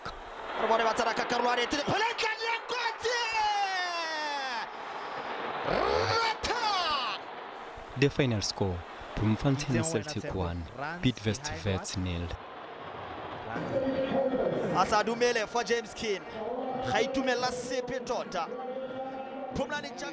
Oh, come up, Pilak with another chance. It's taken a minute for Mamelodi Sundowns to wipe away those memories. Those nightmares that end up Morocco. Mamelodi Sundowns had a perfect start in their match against Platinum Stars. The Brazilians were supposed to be 2-0 up after 20 minutes, as it was difficult for Sibusiso Vilakazi to miss than to score. Sundowns took the 1-0 lead to half-time. Early in the second half, Mbongeni Mzimela collided with Hlompo Kekana in Tikwena's penalty area. This after Tembazwane's well-weighted pass looking to find his captain. After that, Stars survived by the skin of their teeth as they made a goal-line clearance, denying Mucheka Madisha. Sundowns won the match by the solitary goal. Mtutuzi Ndlovu, SABC News. All right, as you know, there were matches throughout the weekend from Friday night all the way till yesterday afternoon. Let's bring you a summary of what transpired over the weekend. First up, Friday evening was Maritzburg United losing 1-0 to Free State Stars. Most of the action, of course, happened on Saturday and Sunday with Ajax Cape Town losing the Ikapa derby to Cape Town City by 2-0. Benny McCarthy back to winning ways. Very happy with that. Pretty much he is. And then Golden Arrows a 1-0 draw against Chippa United. That really did cost Golden Arrows their top position, but we'll get into log standings shortly. This was at the Princess Magogo Stadium. Then in Durban was where Baroka FC showed Kaizer Chiefs a thing or two. 2-1 win to Baroka FC. You will remember that Baroka's new technical director is a former Chiefs stalwart, the former Chiefs legend, Dr. Khumalo. He obviously knew quite a lot to do about Kaizer Chiefs and how to beat them at their own game, beating them 2-1 at the Moses Mabhida Stadium over the weekend. Baroka now shoot to the top of the log, but I get ahead of myself. We'll get to that shortly. SuperSport United against AmaZulu. That match was postponed because SuperSport had CAF Confederations Cup duties to take care of against Club Africain from Tunisia. Polokwane City a 2-0 draw against Orlando Pirates. And Orlando Pirates will be happy that they got their draw. They seem to be back on the up, and it seems as if they're going to be doing a little better going into the rest of the season. We'll see how that goes. And yesterday, of course, a 1-0 win for Bloem Celtic Bidvest Wits, struggling definitely this season. And Platinum Stars also at the bottom of the log, losing 1-0 to Mamelodi Sundowns, who now will be focusing on their league duties. With that said, we'll now take a quick look at what's happening with the log standings. Like I said, Baroka and Golden Arrows swapped places. Baroka FC, the team from the northwest, they go top of the log on 15 points. And as you can see, the goal difference is quite healthy, 6 to the good. And Golden Arrows are slipped downwards, also 6 to the good, but they've only got 13 points from their 7 matches. Orlando Pirates moving upwards into third. Kaizer Chiefs slipping downwards. They're sitting in 4th position right now on 12 points, just 2 goals to good good there. Mamelodi Sundowns moving upwards, having played 4 matches. I'm sure they're going to catch those up pretty soon, as well as I see Kaizer Chiefs being repeated again. That's a mistake. Bloem Celtic on a 7th position. Maritzburg United moving downwards to 8th position. Let's hope they don't slip out of the top 8. We look at the bottom half of the log. Now in the bottom half of the log, not as many movements as were in the top half. AmaZulu downwards, SuperSport, Free State Stars and Chippa United, they're sitting steady, all on 7 points. Then we have Ajax Cape Town moving upwards, and Polokwane City and Bidvest Wits moving downwards. Wits coming to join Platinum Stars. There you go. That's the log standings from the weekend's action. More about that tomorrow as well. Now, a late goal from Thabo Mnyamane secured a 1-0 draw for SuperSport United against Club Africain in the first leg of the CAF Confederations Cup semi-final match at the Lucas Moripe Stadium yesterday. The second leg will take place in 3 weeks' time, with the winner on aggregate progressing to the final of the CAF Confederations Cup. It was in the 21st minute that Club Africain took the lead, very much against the run of play, when Saber Khalifa converted from the penalty spot. Now, SuperSport piled the pressure on in the dying minutes of the match and were rewarded with a penalty 2 minutes from time to secure the draw. The second leg will take place in 3 weeks' time, with the winner on aggregate progressing to the final. Now, I'll move on to other sporting news, but we'll stay with football, this time a little further afield, where we talk about how a rampant Manchester United underlined its renewed vigour this season in its chase for the English Premier League title, as they swept past Crystal Palace with 4 magnificent goals, and Manchester City got the better of Chelsea by a single goal to nil. Let's have a look at these highlights from the EPL this weekend. Oh, Rashford has got beyond Ward there with ease. There's the pass to Mata. Fantastic start. Marcus Rashford just couldn't keep that down, the central midfield player. Ashley Young. It's a great ball in. It was crying out to be attacked, and it's 2-0. Rashford has done just that. And there is goal number 3. Played in by Rashford. Manawan Fellaini got the touch. 2 for him and 3 for Manchester United. And that should be all 3 points. Here's Herrera. 5 minutes to go here. Anthony Martial. Lukaku gets his goal. I suppose it is their weekly conundrum to work out teams who set themselves in a shape. De Bruyne. Oh, belter! Absolute belter from Kevin De Bruyne. There is no stopping that. Okay, the chaff has been cleared out in the EPL. Now on to rugby, where the Springboks and the Wallabies played to a bittersweet 27-0 draw in Bloemfontein in a thrilling rugby championship match. It was similar to the result that the two countries played to in another draw in Perth earlier this month. The Wallabies headed to South Africa in search of their 3rd win in Bloemfontein. They got off to a good start to go into the break leading 13-10. Australia looked dangerous with the few opportunities they got, while the Boks squandered their few chances. Israel Folau scored the first try of the day. The Springboks hit back shortly after. Following some concerted pressure on the Wallabies goal line, Ruan Dreyer scored while Elton Yanchis converted to level matters at 7-all. Bernard Foley slotted 2 penalties for Australia for a 3-point lead at half-time. The Boks were ahead immediately in the second half. A brilliant breakout on the wing from Sia Kolisi, who offloaded to Dylan Leeds to hand over to Jan Fontaine for a try. Strong pick up by Jan Fontaine and will find a try. A well-worked move by the Springboks.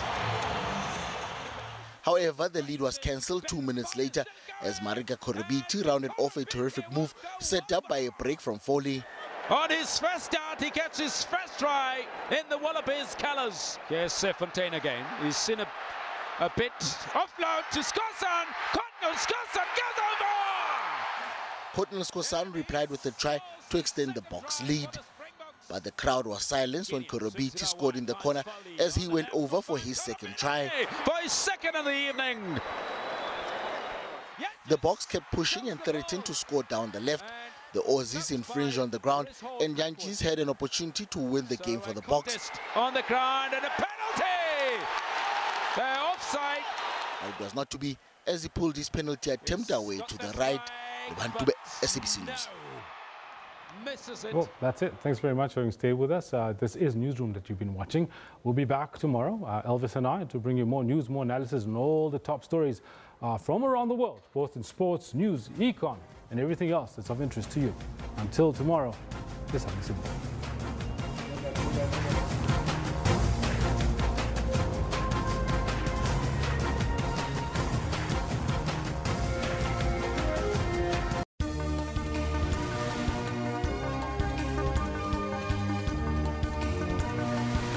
We are your eyes in all major events around the world. A wonder not seen in the United States in almost 100 years. It looks like the sky of a different world. You see the stars out during the day. You see a sunset 360 degrees all around you. Before you leave, make sure that Dropburn is taking you through traffic alerts all around South Africa. All we can do is stick to what we do and focus on our own job and not focus on them.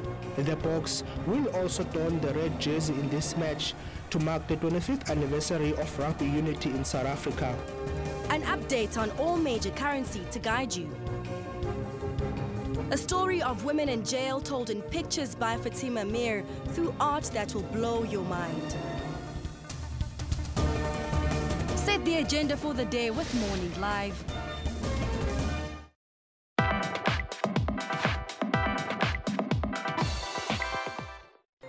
In a quiet suburb north of Johannesburg sits a 9-year-old Kiara Grab, meticulously creating a piece of art to add to her collection of home and garden decor. For Kiara,